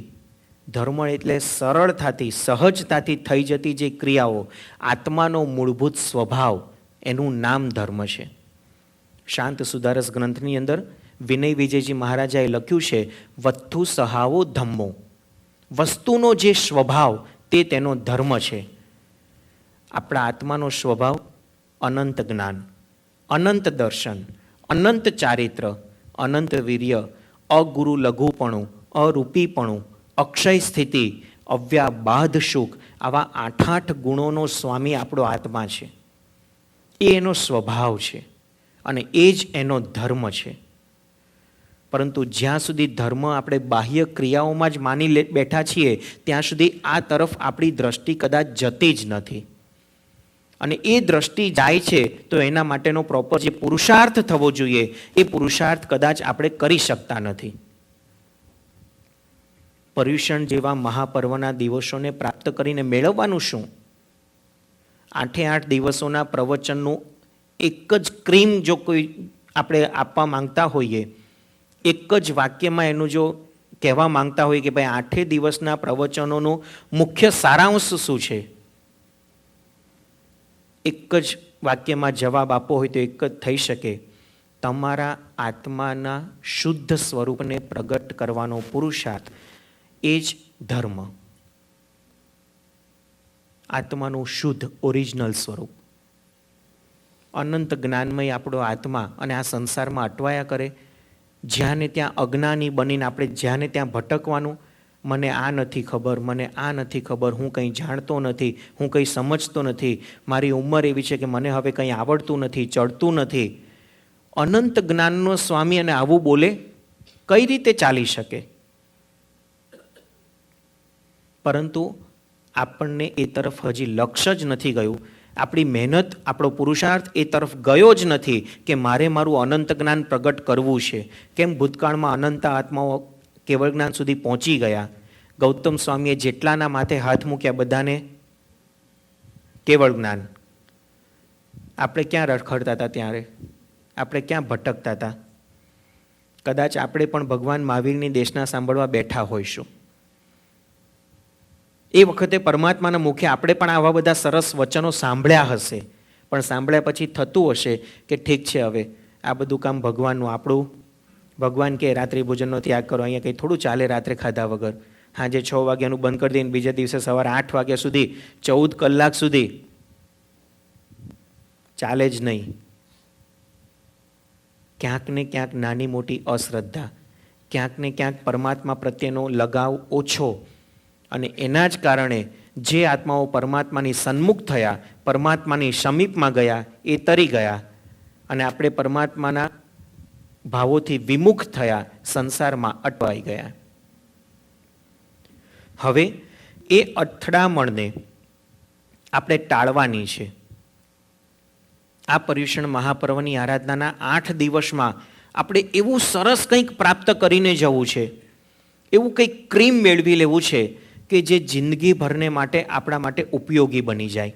અને ખરેખર આપણને પોતાને એમ ફીલ થાય કે મને જો આ મનુષ્ય જન્મ મળ્યો છે, મને આવું સરસ પરમાત્માનું શાસન મળ્યું છે, તો બીજા કરતાં મારી હાઇટ કંઈક અલગ છે, મારું લેવલ કંઈક અલગ છે, મારો ગોલ છે એ ગોલ સુધી મારે પહોંચવું છે.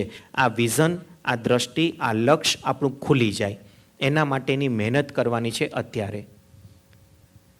અહીંયાથી તમારે ઈસ્ટ કોર્સમાં જવું હોય બાય કાર, તમે વિચારો કે મારે ન્યૂયોર્ક, ન્યૂજર્સી, બોસ્ટન ક્યાંક જવું છે, તમે કારને અહીંયાથી પેટ્રોલથી ફૂલ કરી દો, ત્યાં સુધી ચાલી શકે ખરું તમારું ગેસ જે તમારી ગાડીમાં પૂરેલો હોય એ?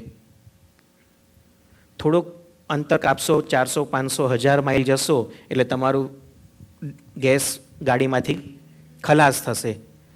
તમે ત્યાં અટકીને હાથ જોડીને બેસી રહેશો કે સાલું ગેસ તો ખલાસ થઈ ગયો, હવે તો હું ન્યૂયોર્ક પહોંચી જ નહીં શકું. કેવી રીતે પહોંચાશે?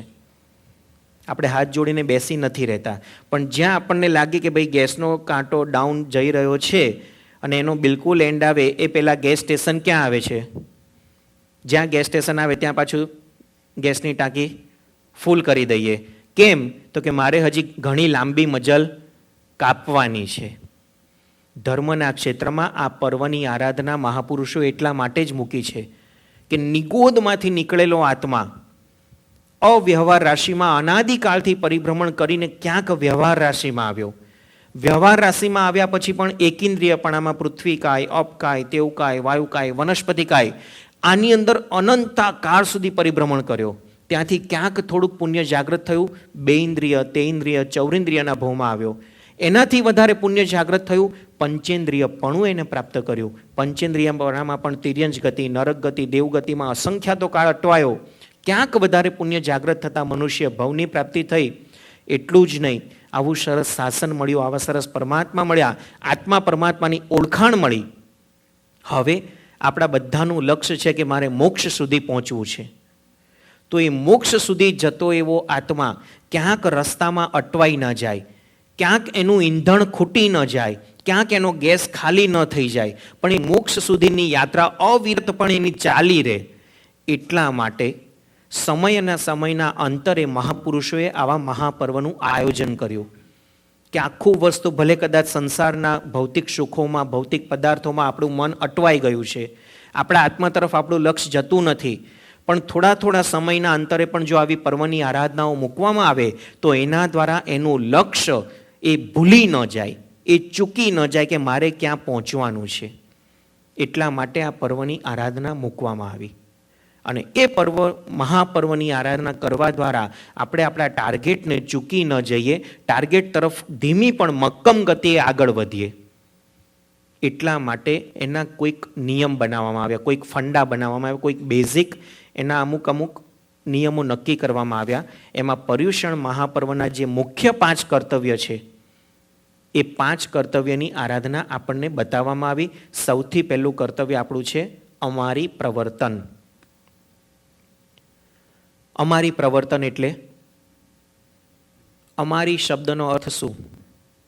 કોઈને મારવું નહીં, એનું નામ અમારી. એટલે કે કોઈ પણ જીવની હિંસા આપણા થકી ન થઈ જાય. આપણા થકી ન થાય એટલું જ નહીં, બીજા પણ ન કરે, એના માટેનો પુરુષાર્થ, એનું નામ અમારી પ્રવર્તન. પ્રવર્તન શબ્દ બીજા બધા માટે છે. બાકી શાસ્ત્રકાર ભગવંતો એવું બોલી શક્યા હોત કે અમારી આચરણ, એટલે કે તમે જીવદયા પાળો, તમે હિંસા નહીં કરો, એનું નામ અમારી આચરણ. પણ અમારી આચરણ શબ્દ નથી મૂક્યો, અમારી પ્રવર્તન. પ્રવર્તાવવું એટલે બીજા સુધી પહોંચાડવું. શું? અમારી એટલે કે અહિંસાના ભાવો બીજા સુધી પણ પહોંચાડવા, બીજાને પણ અહિંસાના ભાવોમાં જોડી દેવા, અને જગતના તમામ જીવો આ વિશેષ પર્વના દિવસોમાં સાતાને અનુભવે, સુખને અનુભવે, કોઈ પણ જીવને દુઃખ ન થાય એવું વાતાવરણ ઊભું કરવું, એનું નામ અમારી પ્રવર્તન. આજકાલ ચારે બાજુ દુનિયામાં જોવા જઈએ તો હિંસાઓ ખૂબ વધારે પ્રમાણમાં વધી ગઈ છે. પહેલાંના કાળમાં હિંસા હતી, નહોતી એવું નથી. પ્રભુ મહાવીર હતા ત્યારે પણ કાલસૌરિક કશાય હતો, રોજના 500 પાડા મારતો હતો. એટલે એ જમાનામાં હિંસા હતી જ નહીં એવું નથી. હિંસા એ વખતે પણ હતી, અત્યારે પણ છે, પણ ક્યાંક બંનેનું લેવલ જોવા જઈએ તો ઘણો બધો ફેર પડી ગયો છે. પહેલાં કોઈક એવા પાપી આત્માઓ હોય, કોઈકનો એવો બિઝનેસ બાય બોન એને મળી ગયો હોય કે જેના કારણે કસાઈખાના વગેરે ચલાવવા પડે, અને એના કારણે એ લોકો હિંસા કરતા હતા. જ્યારે આજે કહેવાતા આપણે બધા જૈન, કહેવાતા આપણે બધા વેજીટેરિયન, વિગન, જે કંઈ પણ આપણે લેબલ લઈને ફરીએ છીએ, પરંતુ આપણા દૈનિક જીવનમાં જે વસ્તુઓના ઉપયોગ થાય છે, એ વસ્તુઓ બનાવવા પાછળ કેટલી હિંસા થાય છે કદાચ હું અને તમે નથી જાણતા. અને એ વસ્તુ વાપરવા દ્વારા હિંસાને આપણા થકી પ્રોત્સાહન મળે છે. આપણા જ પૈસાથી હિંસા વધી રહી છે એની કદાચ આપણને, મને અને તમને ખબર નથી. એક સામાન્ય વાત કરીએ, ક્યાંક પણ આપણે બહાર ફરવા ગયા હોઈએ અને એઝ જઈને આપણે બહારનું ફૂડ કંઈ પણ ખાવું ન હોય, બહારની કોઈ વસ્તુ આપણે ખાવી ન હોય, તો મોટે ભાગે ભૂખ લાગે ત્યારે આપણે શું વસ્તુ લેતા હોઈએ બજારમાંથી? બિસ્કિટ. જે પણ સારી ક્વોલિટીના, સારી કંપનીના અને વેજીટેરિયન બિસ્કિટ આવતા હોય એ વસ્તુનો મોટે ભાગે આપણે ઉપયોગ કરતા હોઈએ. ઇન્ડિયાની તમને વાત કરું તો પાર્લેજીના બિસ્કિટ, મોનેકો બિસ્કિટ, આ બધા ફેમસ કહેવાય. અને એઝ અ જૈન મોટે ભાગે બધા એ જ વાપરતા હોય કે ભાઈ બીજું બધું આડું ભજીયા ને તળેલું ને એવું બધું ખાવું એના કરતાં બિસ્કિટ નિર્દોષ. પાર્લેજી કંપની જે બિસ્કિટ બનાવે છે એ કયા મેંદામાંથી બનાવે છે, એની અંદર શું શું મિશ્રણ કરે છે, એ બધું આખું સંશોધન કરવામાં આવ્યું તો એની અંદર ભૂંડની ચરબી મિક્સ કરવામાં આવે છે. હું સીડી લઈને આવ્યો છું, એક જ કોપી મળી છે. હમણાં અઠવાડિયા પહેલાં જે સીડીનું ઇનોગ્રેશન થયું છે, એટલે અત્યારે મને એક જ કોપી મળી છે. ક્યારેક જો સમય મળે તો તમે સંઘમાં સામૂહિક રીતે સીડી જોજો. સીડીનું નામ છે આહારમ સીડી. આહારમ એટલે આપણે શું ખાઈએ છીએ ને શું ખાવું જોઈએ. એમાં જે વસ્તુનો આપણે ઉપયોગ કરીએ છીએ એમાં 13 કે 14 આઈટમ એવી લીધી છે કે લગભગ આપણા દૈનિક જીવનમાં એનો ઉપયોગ થતો હોય. ટૂથપેસ્ટ જે પણ વાપરીએ છીએ, પછી બિસ્કિટ, ચોકલેટ, બટર, ચીઝ, પાઉં, આવી બધી રૂટીનની જે વસ્તુઓ છે એ બનાવવા પાછળ કેટલી હિંસાઓ થાય છે. અને એ હિંસાને આપણા જ પૈસા દ્વારા કેવી રીતે પ્રોત્સાહન આપવામાં આવે છે. જે મેંદો જે ઘઉંનો લોટ સાવ સડી ગયો હોય, બગડી ગયો હોય, એને 5-6 દિવસ સુધી પાણી અંદર મિક્સ કરીને એને ફૂગવા દેવામાં આવે. એની અંદર ભૂંડની ચરબી મિક્સ કરવામાં આવે, જેના કારણે એની સોફ્ટનેસ વધી જાય, એમાં અનેક બેક્ટેરિયા ઉત્પન્ન થાય અને પછી એ મેંદામાંથી, એ લોટમાંથી પાર્લેજીના બિસ્કિટ બને છે, જેની ઉપર ગ્રીન લેબલ મારેલું આવે છે. આપણે ઇન્ડિયામાં જે નોનવેજ આઇટમ હોય એની પર રેડ લેબલ હોય અને જે વેજીટેરિયન આઇટમ હોય એની અંદર ગ્રીન લેબલ લગાવે. આવી કેટલી બધી ગ્રીન વસ્તુઓ, ડેરી પ્રોડક્ટ લગભગ બધી જ, એ બધામાં ગ્રીન માર્કો આવે છે. એના ઇન્ગ્રીડિયન્ટ્સ વાંચવામાં આવે તો ઇન્ગ્રીડિયન્ટ્સમાં ક્યાંય એવું લખેલું નથી આવતું કે ભૂંડની ચરબી કે મટન ટેલો કે કોઈ ઉપયોગ થાય છે. પણ આ લોકો જે બિઝનેસ કરવાવાળા છે, બિઝનેસ માઇન્ડ એટલા બધા હોય કે ગમે તેમ તો આપણો ધંધો ચાલવો જોઈએ, એટલે ગવર્મેન્ટ પાસેથી આ બધા નામના એક સ્પેશિયલ નંબર લઈ લીધા કે જેની અંદર ભૂંડની ચરબી વપરાતી હોય એને E442 નંબર આપી દીધો. અને તમારા જે બિસ્કિટના પેકેટ આવે એની પર લખેલું આવે કે આની અંદર ઘઉંનો લોટ છે, એની સાથે E442 છે. હવે આપણને ખબર ન હોય, આપણને એમ થાય કે E442 એટલે કોઈ કેમિકલ હશે, પણ હકીકતમાં E442નું તમે અંદર જોવા જાઓ, ચેક કરો. અત્યારે તો ઇન્ટરનેટ ઉપર પણ આ બધું ઓપન છે. મારી પાસે આખું લિસ્ટ છે કે કયા કયા E નંબરમાં કઈ કઈ વસ્તુ વપરાય છે. કોઈને પર્સનલી જોઈતો હોય તો હું તમને આપીશ. તમે નેટ ઉપર પણ એ વસ્તુ ચેક કરી શકો અને રિયલમાં તમને પણ ખબર પડશે કે આની અંદર આની પાછળ કેટલી બધી હિંસા થાય છે. કહેવાનો મારો ભાવાર્થ એ છે કે જ્યારે આવા અમારી પ્રવર્તનનું પહેલું જ આપણું પર્યુષણ મહાપર્વનું કર્તવ્ય આવે છે, તો પર્યુષણ જેવા મહાપર્વના દિવસોમાં એટલીસ્ટ 8 દિવસ આપણે આ બધી વસ્તુનો ત્યાગ કરીએ. બને એટલા બિસ્કિટ, ચોકલેટ, ચીઝ, બટરનો ઉપયોગ છોડીએ. આમ તો આખી જિંદગી છોડાય તો સૌથી ઉત્તમ છે, પણ કદાચ આપણે આખી જિંદગી નથી છોડી શકતા તો એટલીસ્ટ મિનિમમ 8 દિવસ તો આવી વસ્તુનો ત્યાગ કરીએ કે જેના દ્વારા આપણા થકી આ બધા જે જીવોની હિંસા થાય છે એમાં ક્યાંક આપણી અનુમોદનાનું પાપ ભળી ન જાય. ચોકલેટ ખાઈએ ને કે કેવી ટેસ્ટી છે, કેડબરી, આજે ડેરી મિલ્ક ને 5 સ્ટાર ને બધા કેટલું ખાતા હોઈએ છીએ, બિસ્કિટ ખાઈએ ને કે કેવા ટેસ્ટી છે.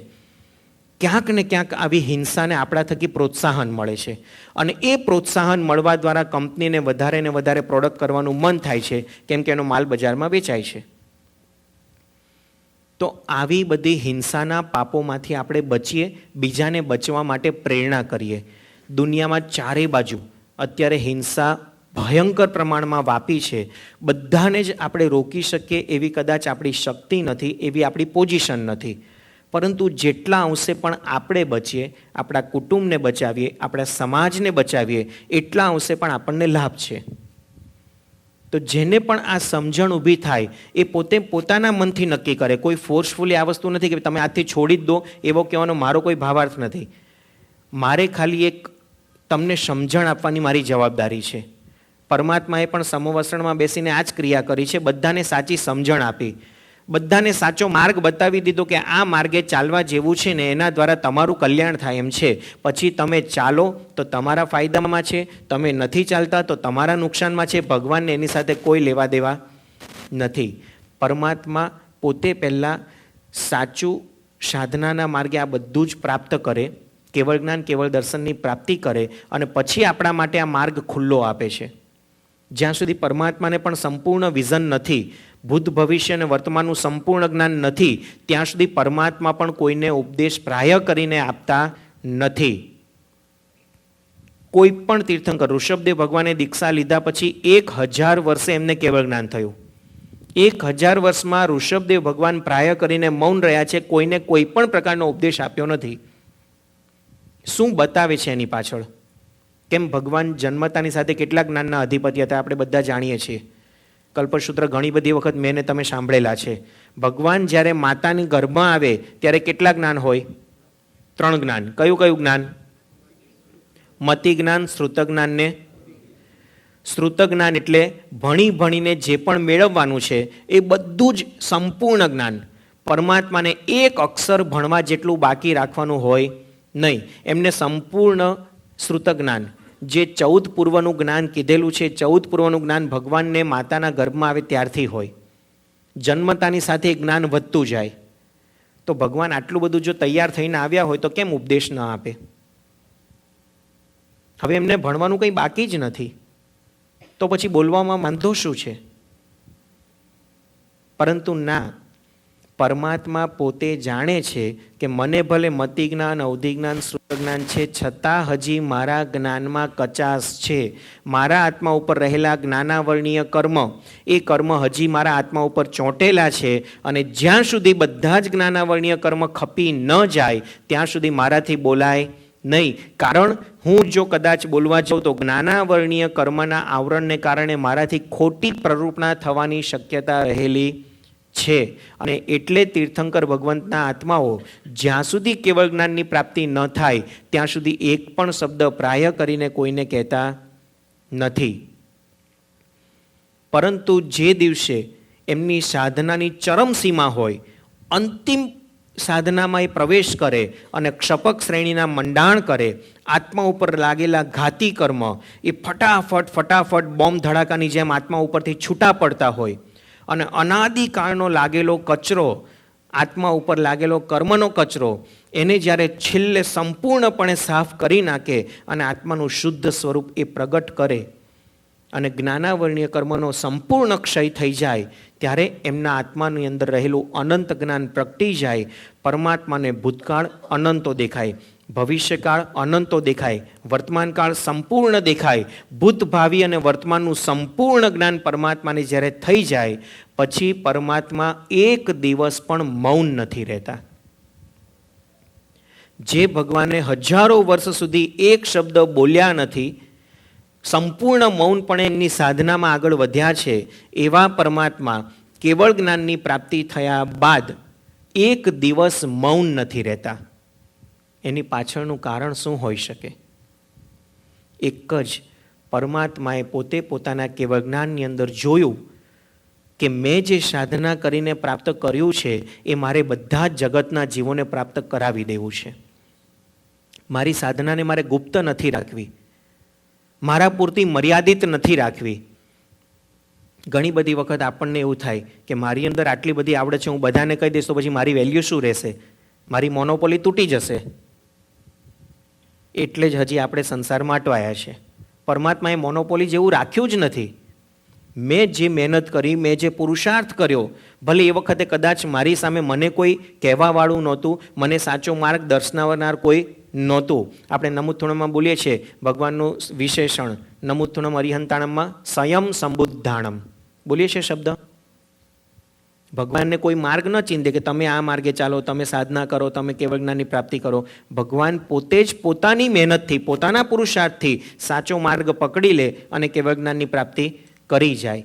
પરંતુ આપણો આત્મા હજી એટલો બધો ઉલ્લસિત નથી, આપણું પોતાનું વિઝન હજી એટલું બધું ઓપન નથી કે જેના કારણે આપણે સાચો માર્ગ મેળવી શકીએ. એટલા માટે આપણે પરમાત્માના માર્ગને અનુસરવું પડે.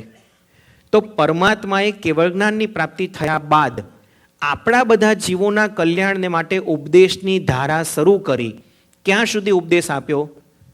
જીવનના અંતિમ ચરણ સુધી, અંતિમ દિવસ સુધી. એક દિવસ પરમાત્મા બોલ્યા વગર રહ્યા નથી. એની પાછળનું કારણ એક જ હતું. પૂર્વના ત્રીજા ભવમાં જે ઉત્કૃષ્ટ કરુણા ભાવના પરમાત્માએ ભાવી હતી કે મારે જગતના જીવોનું કલ્યાણ કરવું છે, એનો અવસર એમને હવે મળી ગયો. એના માટેની શક્તિ એમને પ્રાપ્ત થઈ ગઈ.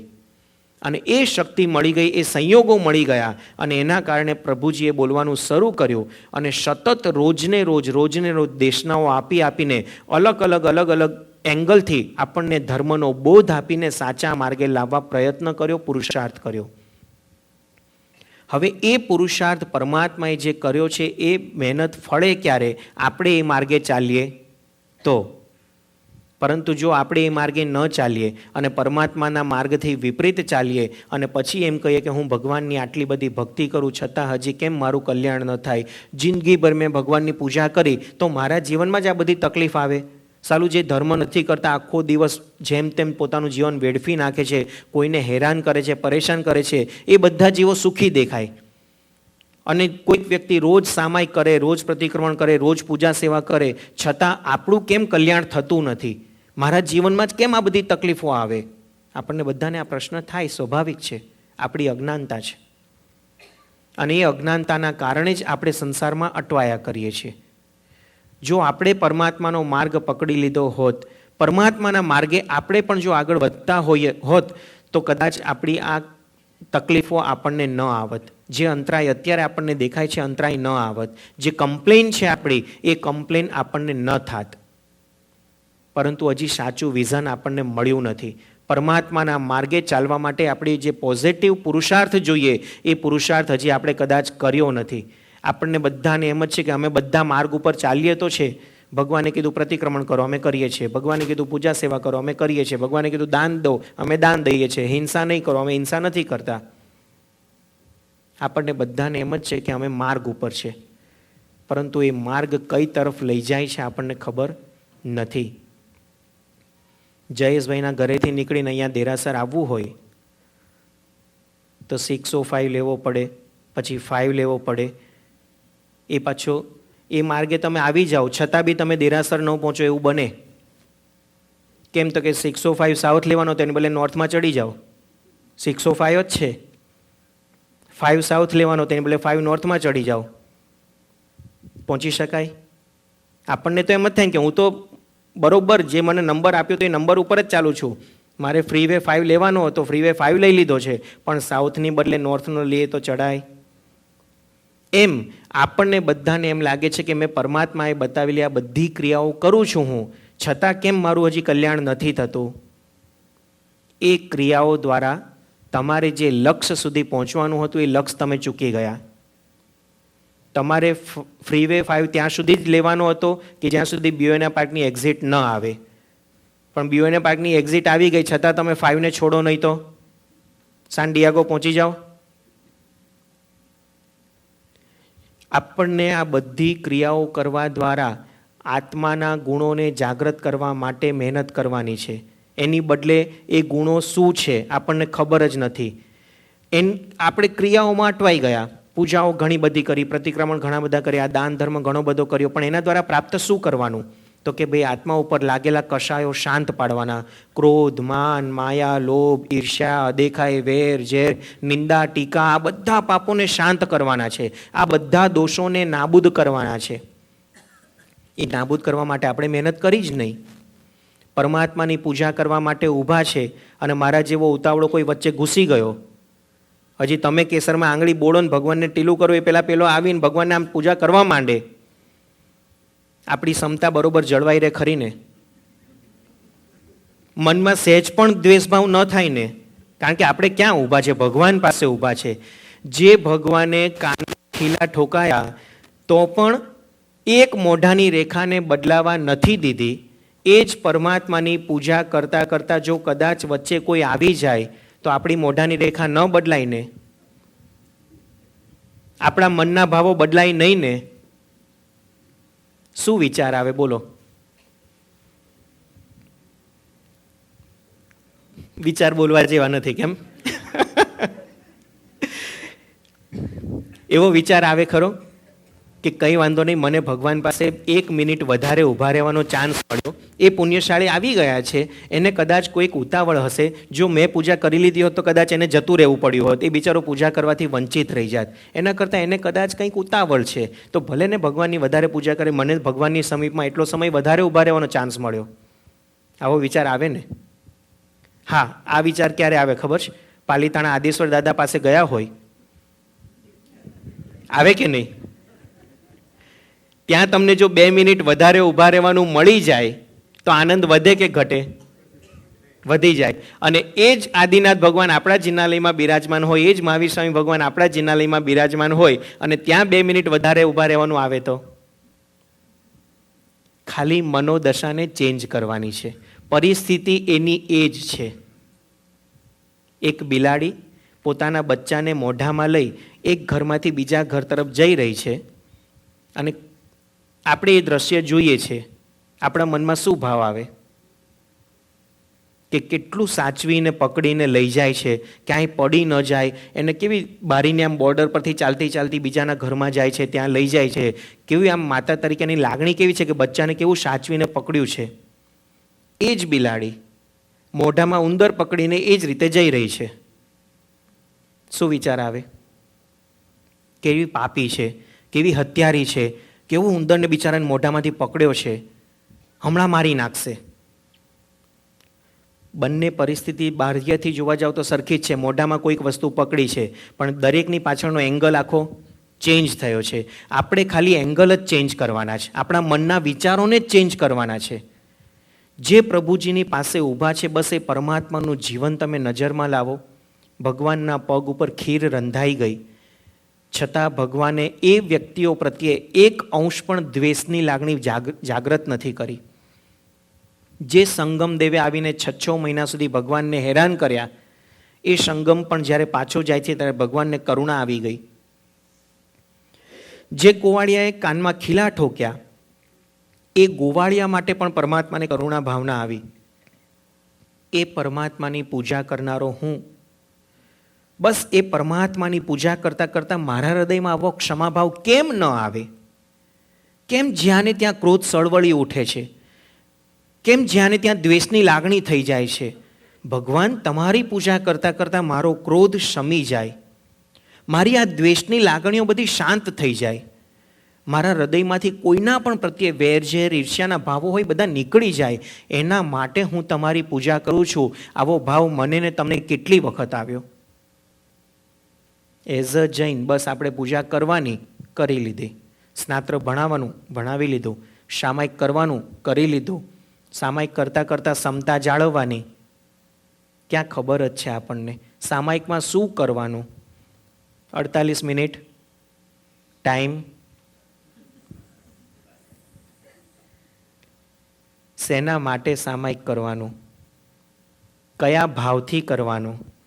સામાયિકની ક્રિયા બધાને આવડે. સામાયિક દ્વારા જે પ્રાપ્ત કરવાનું કોને ખબર છે? સામાયિકમાં આદેશ કેટલા બધા માગીએ? સામાયિક સંદેશ આવ, સામાયિક ઠાવ, બેસને સંદેશ આવ, બેસને ઠાવ, સજ્જાય સંદેશ આવ, સજ્જાય કરું. શેના માટે આદેશ માંગીએ? 48 મિનિટ મને કોઈએ ડિસ્ટર્બ કરવાનું નહીં એટલા માટે. સ્વાધ્યાય કરવા માટે સામાયિક છે, અને સ્વાધ્યાય કરવા દ્વારા સમતાના પરિણામો જાગૃત કરવાના છે. સમભાવમાં રહેવા માટેનું સામાયિક છે કે હે પુણ્યશાળી, તારો આત્મા અનંત જ્ઞાન, અનંત દર્શન, અનંત સુખનો સ્વામી છે. સમભાવ એ તારો સ્વભાવ છે. તું અત્યારે બહારની વિભાવ દશામાં જીવી રહ્યો છે, તો એ વિભાવ દશામાંથી તારા સ્વભાવમાં આવ. બાહ્ય પરિબળોમાંથી તું મુક્ત થઈને આભ્યંતર પરિણતિ જાગૃત કર. એના માટે સામાયિક કરવાનું છે. સ્વાધ્યાય શબ્દનો અર્થ શું થાય? સ્વનો અધ્યાય, એનું નામ સ્વાધ્યાય. અત્યારે ઘણાને કહીને સ્વાધ્યાય કરવાનો એટલે કે ગાથા ગોખવાની. હા, એ પણ એક પ્રકાર છે. સ્વાધ્યાયના 5 પ્રકાર કીધેલા છે: વાચના, પૃચ્છના, પરિવર્તના, અનુપ્રેક્ષા, ધર્મકથા. એ 5માંથી ચોથો જે પ્રકાર છે અનુપ્રેક્ષા, એટલે ચિંતન કરવું, મનન કરવું. શેનું? આપણા આત્માનું. તો એ સામાયિકની અંદર 48 મિનિટ સુધી સ્વાધ્યાય આત્માનો કરવાનો છે. એ આત્માના સ્વાધ્યાય કરતાં કરતાં મન થાકી જાય તો પછી આવા સારા ધાર્મિક પુસ્તકો લઈને એનું વાંચન કરવું, ક્યાંક સારા સારા સૂત્રો ગોખવા અને એના દ્વારા જ્ઞાનાવરણીય કર્મ ખપાવવા કે જેના દ્વારા વધારે અનુપ્રેક્ષા થાય, વધારે ચિંતન થાય, વધારે સ્વાનુભૂતિનો આપણે અનુભવ કરી શકીએ. એના માટે સામાયિક કરવાનું છે. એની બદલે આજની સામાયિક કેવી? બહેનો જો ઘરમાં સામાયિક કરવા બેઠા હોય ને એમાં સામે દૂધ ઉભરાતું જુએ તો સમતા રહે ખરી ને? ભાઈઓ સામાયિક કરતા હોય ને ફોનની ઘંટડી વાગે તો કેટલા વિચારો આવી જાય. આ ટાઈમે કોનો ફોન હશે? શેના માટે ફોન હશે?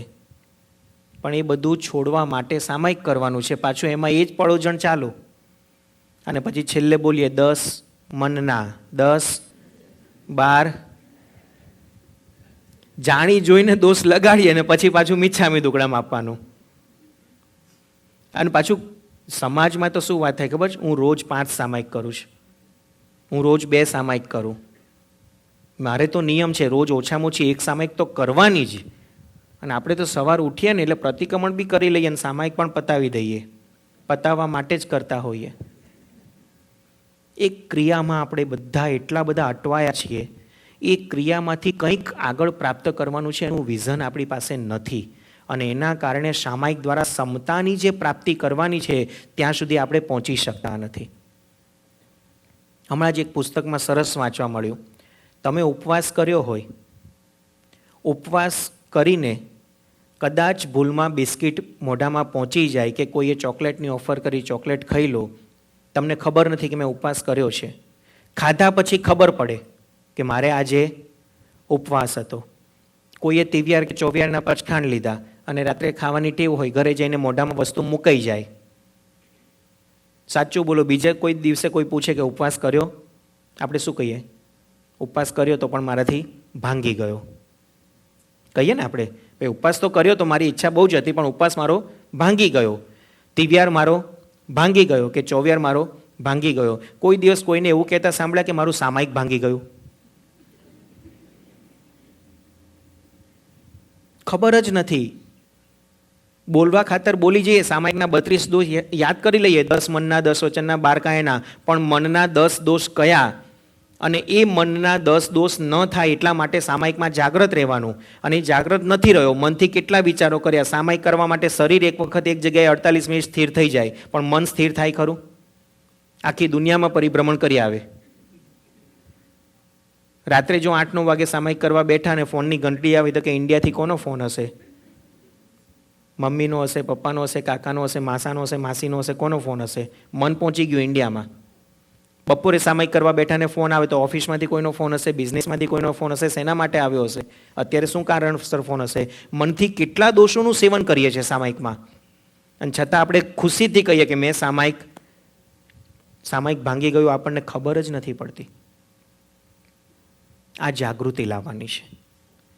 આ બધા પર્વના મહાપુરુષોએ બતાવેલા જે પ્રવચનો છે એ પ્રવચનો સાંભળવા પાછળનો આશય, સંભળાવવા પાછળનો આશય ને સાંભળવા પાછળનો આશય, શ્રોતા અને વક્તા બંનેનો આશય એક જ હોવો જોઈએ કે એના દ્વારા આપણા આત્માની જાગૃતિ કરવાની છે. આવા તો કંઈક કેટલા હિંસાના પાપો. અત્યારે તો હિંસાને ખાલી એક સામાન્ય રીતે આપણે સ્પર્શી લીધું છે કે બાહ્યથી જ જે દેખાતી હિંસા છે એને જ આપણે હિંસા માનીએ છીએ. પણ આવી રીતે માનસિક થતી હિંસાઓ, માનસિક રીતે કેટલી બધી હિંસાઓ આપણે કરતા હોઈશું. અહીંયા બેઠા બેઠા ન જાણે કેટલાને ગાળો આપી દઈએ, કેટલા માટે ખરાબ મનમાં વિચારી લઈએ.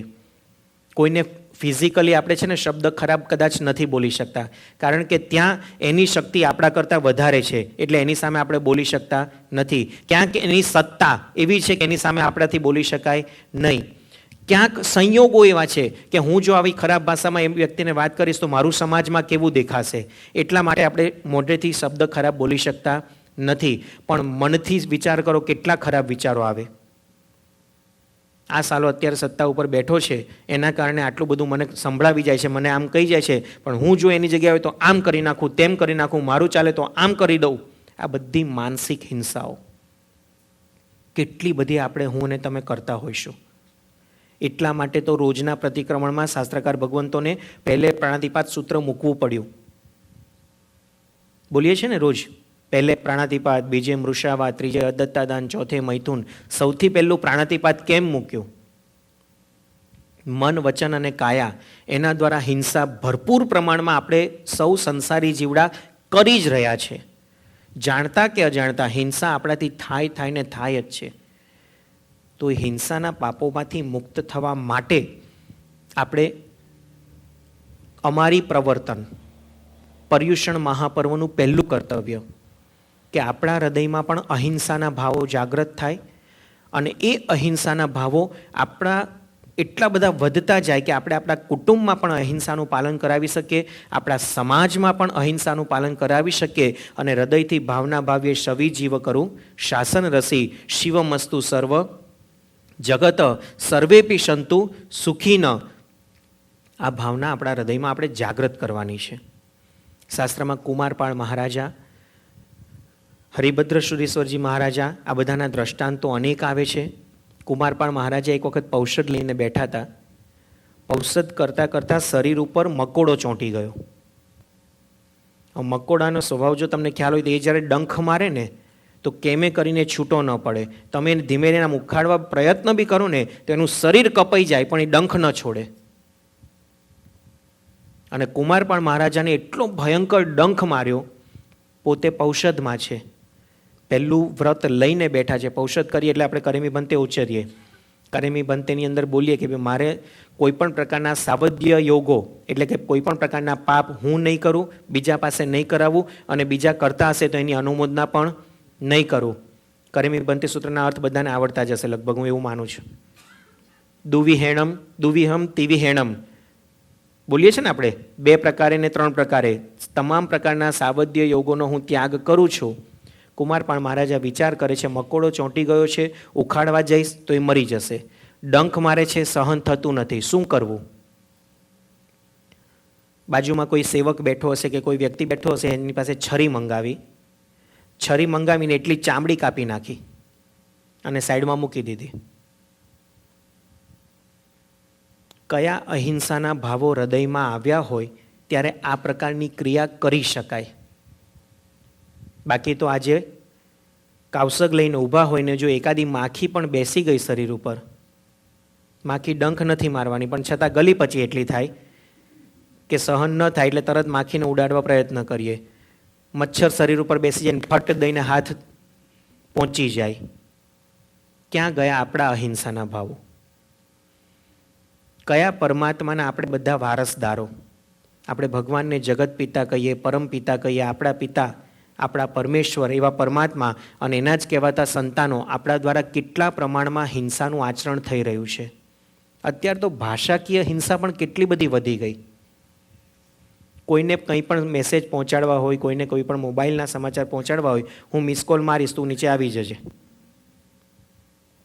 આની અંદર પણ હિંસા છે, આપણને ખબર જ નથી.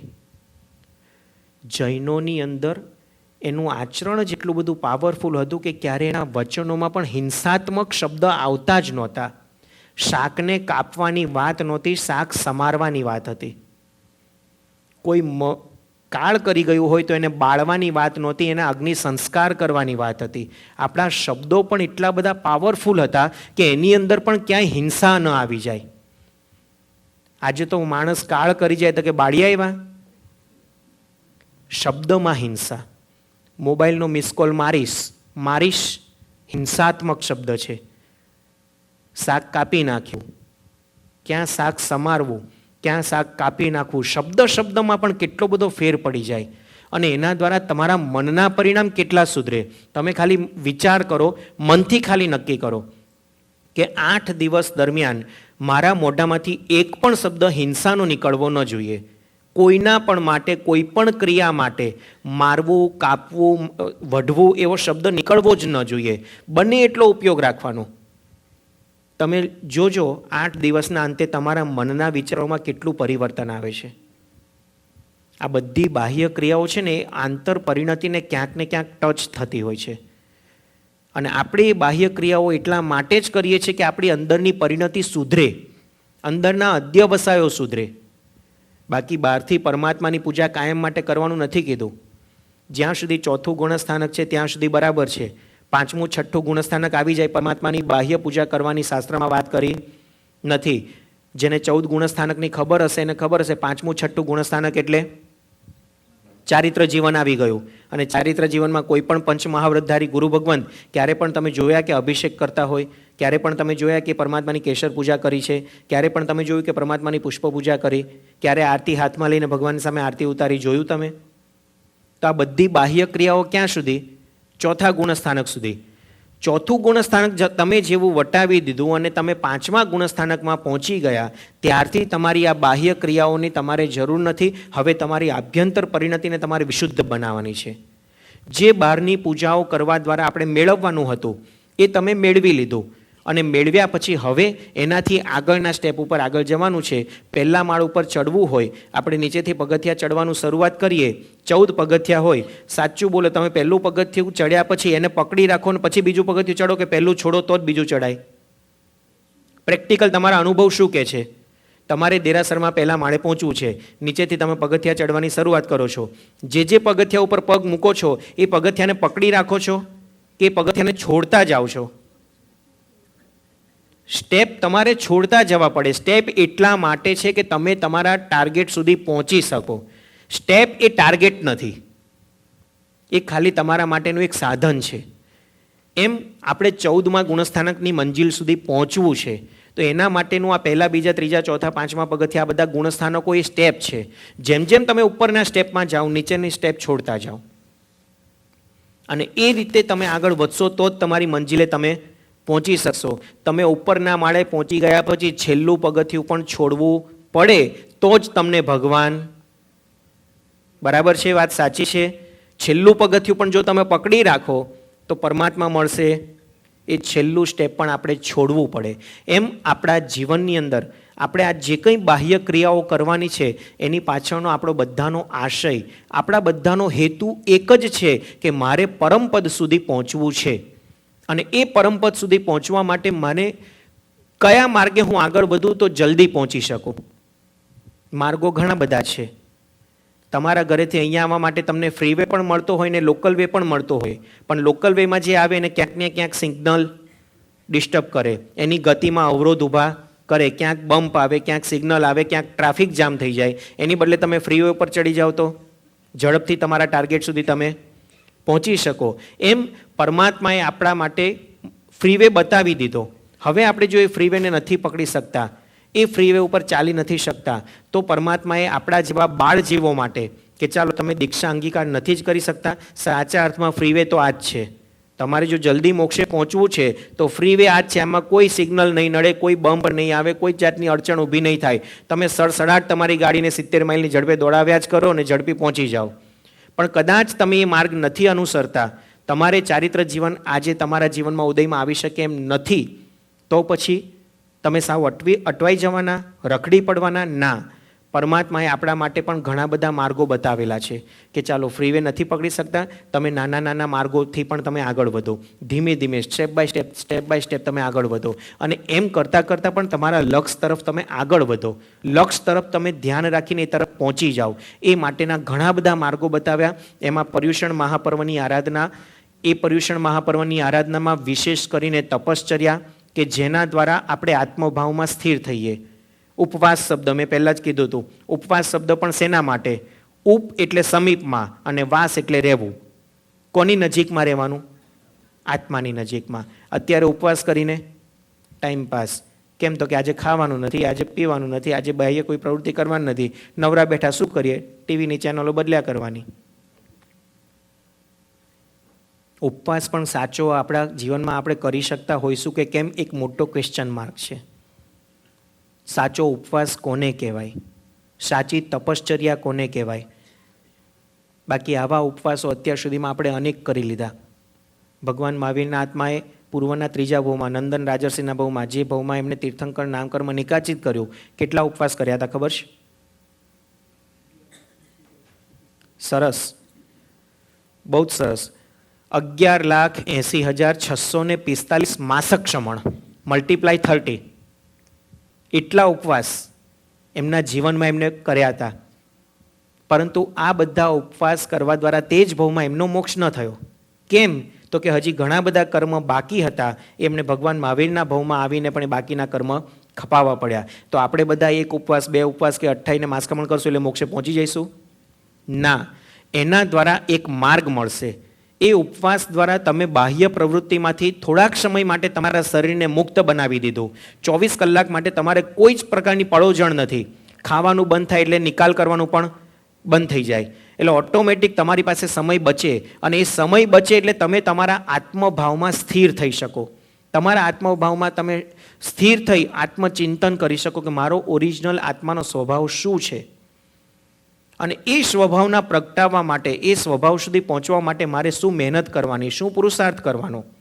તો તપશ્ચર્યા દ્વારા આગળ વધવું, જ્ઞાન સાધના દ્વારા આગળ વધવું, ભક્તિ માર્ગ દ્વારા આગળ વધવું, પર્વની વિશેષ આરાધના કરવા દ્વારા આગળ વધવું, આ બધા આપણા માટે માર્ગો છે. જેને જે માર્ગ મળે પકડી લો, પણ એને છોડશો નહીં. કોઈ એવું નહીં વિચારતા કે હિતેશભાઈને જ્ઞાન આટલું બધું છે તો હિતેશભાઈ જ્ઞાનના માર્ગે જલ્દી આગળ વધીશે ને અમે રહી જઈશું. ના, હિતેશભાઈ જેવા ઘણા બધા અત્યારે નિગોદમાં અટવાય છે. કહેવાનો મતલબ 14 પૂર્વનું જ્ઞાન પ્રાપ્ત કર્યા પછી પણ જો પ્રમાદ આવી જાય, જો આળસ આવી જાય, તો આ સંસારમાં અટવાઈ ગયેલા એવા અનંત આત્માઓ અત્યારે નિગોદમાં સબડી રહ્યા છે. એટલે એવું નથી કે જ્ઞાન મળી ગયું એટલે કલ્યાણ થઈ ગયું. કોઈ એવું વિચારે કે હું બહુ જ તપશ્ચર્યા કરું, દરેક પર્યુષણમાં આપણી તો 28 ફિક્સ જ હોય. 28 તો આપણે કરી જ લઈએ. સારી વસ્તુ છે, અનુમોદના છે, પણ એ તમારું ટાર્ગેટ નથી. 28 એ સાધન છે, સાધ્ય નથી. એ ટાર્ગેટ તમારે આનાથી આગળ કંઈક 28 દ્વારા ક્યાંક પહોંચવાનું છે, તમારે ધ્યાનમાં રાખવાનું છે, લક્ષ્ય રાખવાનું છે. એટલે તપના માર્ગે આગળ વધો, જ્ઞાનના માર્ગે આગળ વધો, સાધનાના માર્ગે આગળ વધો. જે રીતે આગળ વધવું હોય એ રીતે વધો, પણ સાચા માર્ગે આગળ વધો. ક્યાંક ખોટા માર્ગે આપણે આગળ વધી ન જઈએ એનું દરેકે ધ્યાન રાખી. આજના પર્યુષણ મહાપર્વના પહેલા દિવસે સમય લગભગ થઈ ગયો છે. આપણે સૌ તપધર્મ ખાસ વિશેષ આપણે પર્વમાં એટલે કરતા હોઈએ છીએ કે આજ 8 દિવસો આપણને એવા મળે કે જે સંઘની સામૂહિક આરાધનામાં આપણે બધા જોડાઈ જઈએ. તમે બીજા દિવસોમાં અઠ્ઠાઈ કરો તો કદાચ તમે એકલા જ હો, પણ આ પર્વના દિવસોમાં તમે અઠ્ઠાઈ કરો તો તમે એકલા નથી, તમારી સાથે આખો સંઘ છે.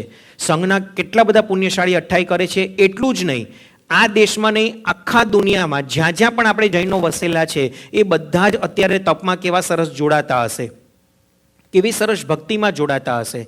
અને એ દ્વારા સકળ શ્રી સંઘનું પુણ્ય ભેગું થાય અને એ પુણ્ય તમારી તપશ્ચર્યામાં તમને હેલ્પ કરે, તમને સપોર્ટ કરે, તમને સહાયતા કરે. અને એટલા માટે આપણી તપશ્ચર્યા નિર્વિઘ્ને પરિપૂર્ણ થાય. એટલે જે કોઈ પુણ્યશાળી તપધર્મના માર્ગે આગળ વધતા હોય, વધવા માંગતા હોય, ખાસ અંદરથી ઈચ્છા રાખજો. ભલે કદાચ અત્યાર સુધી પચખાણ નથી પાડ્યું, એકાશનું કરવાની ભાવના છે, પણ જો શક્તિ હોય તો ઉપવાસ કરવા જેવો છે, છોડવા જેવો નથી. આગળ વધીને છઠ કરી શકો, અઠ્ઠમ કરી શકો. મિનિમમ એક અઠ્ઠમ તો આપણે કરવો જ જોઈએ, તો જ જૈન તરીકે આપણે કહેવાઈએ. બાકી જૈન સમાજમાંથી આપણી બાદબાકી થઈ જાય.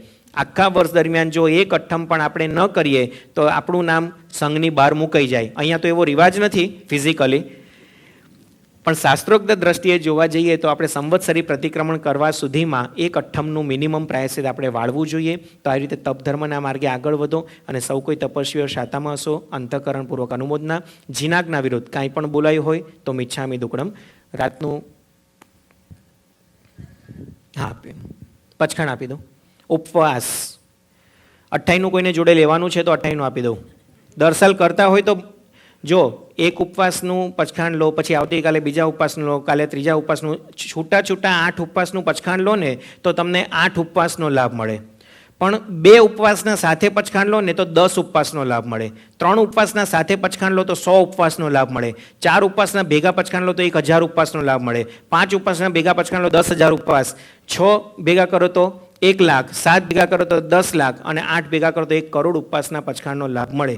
એટલે તમારી જે ભાવના મેં તમને કહી દીધું. હા, 24 ઉપવાસ અને 23 ઉપવાસ. કોઈને છઠ અઠ્ઠમની ભેગી ભાવના હોય તો એ પણ કહી દો, તો હું એ પ્રમાણે બધા આલાવા અંદર લઈ લઉં. કે એક જ ઉપવાસ છે બધાને? છઠ. ચાલો અઠ્ઠમ સુધીનું ભેગું આપું છું, જેની જે ભાવના. કદાચ કોઈને ડિક્લેર કરવાની ભાવના ન હોય એવું બની શકે. આપણે અઠ્ઠમ, છઠ અને એક ઉપવાસ બધું ભેગું, 24 અને 23 બધા. સૂર્ય ઉગે અઠ્ઠમ બત્તમ છઠ્ઠમ બત્તમ અભત અઠ્ઠમ પચકાઈ સૂર્ય ગે ચોવ્યમ પ્યારમ દિવ્યમ પ્યારમ અશ્રમ પાણમ ખાઈમમ સાઈમમ અઠ્ઠમ સસગણ પાઠ્યગણ પણહાર પુરુષે 60 પુરુષે સૂર્ય પરિમત મૂર્તિ મચકાઈ અન્નથણમ ગણમ સસગણ 500 લેવણ વાલી ચરણ સસિત થેણવા સિથેણવા ભોસી રહી. એકાશનું આઈમ્બિલ ઉગેશ અનુકારસે પોરસે 60 પુરુષે સૂર્ય પરિમત મૂર્તિ મચકાઈ ઉગેશ ચોવ્યમ પ્યારમ અશ્રમ પાણમ ખાઈમમ સાઈમમ અઠ્ઠમ સસગણ પચ્છન્ન કાંડ દેસાવણ સાવણ મત્રગણ સદગણમ પણહાર પુરુષે 60 પુરુષે સૂર્ય પરિમત મચકાઈ આઈમ્બિલમ વિગો પચકાંડરમ સસગણ લેવાલેમ ગીટે સંસિત ઉખેટ વેગણ પરચમ કે પાઠ્યગણ મત્રગણ સંસિત ગણમ એકાશ્રમ બીઆશ્રમ મચકાઈ દિવ્યમ પ્યારમ અશ્રમ ખાઈમમ સાઈમમ અઠ્ઠમ સસગણ સગણમ આઉટણ પસરણ ગુરો પુઠાણી પાઠ્યગણ મત્રગણ સંસિત ગણમ પાણસ લેવણવા અલેવણ છણ બગણ સસિત થેણવા સિથેણવા ભોસી રહી.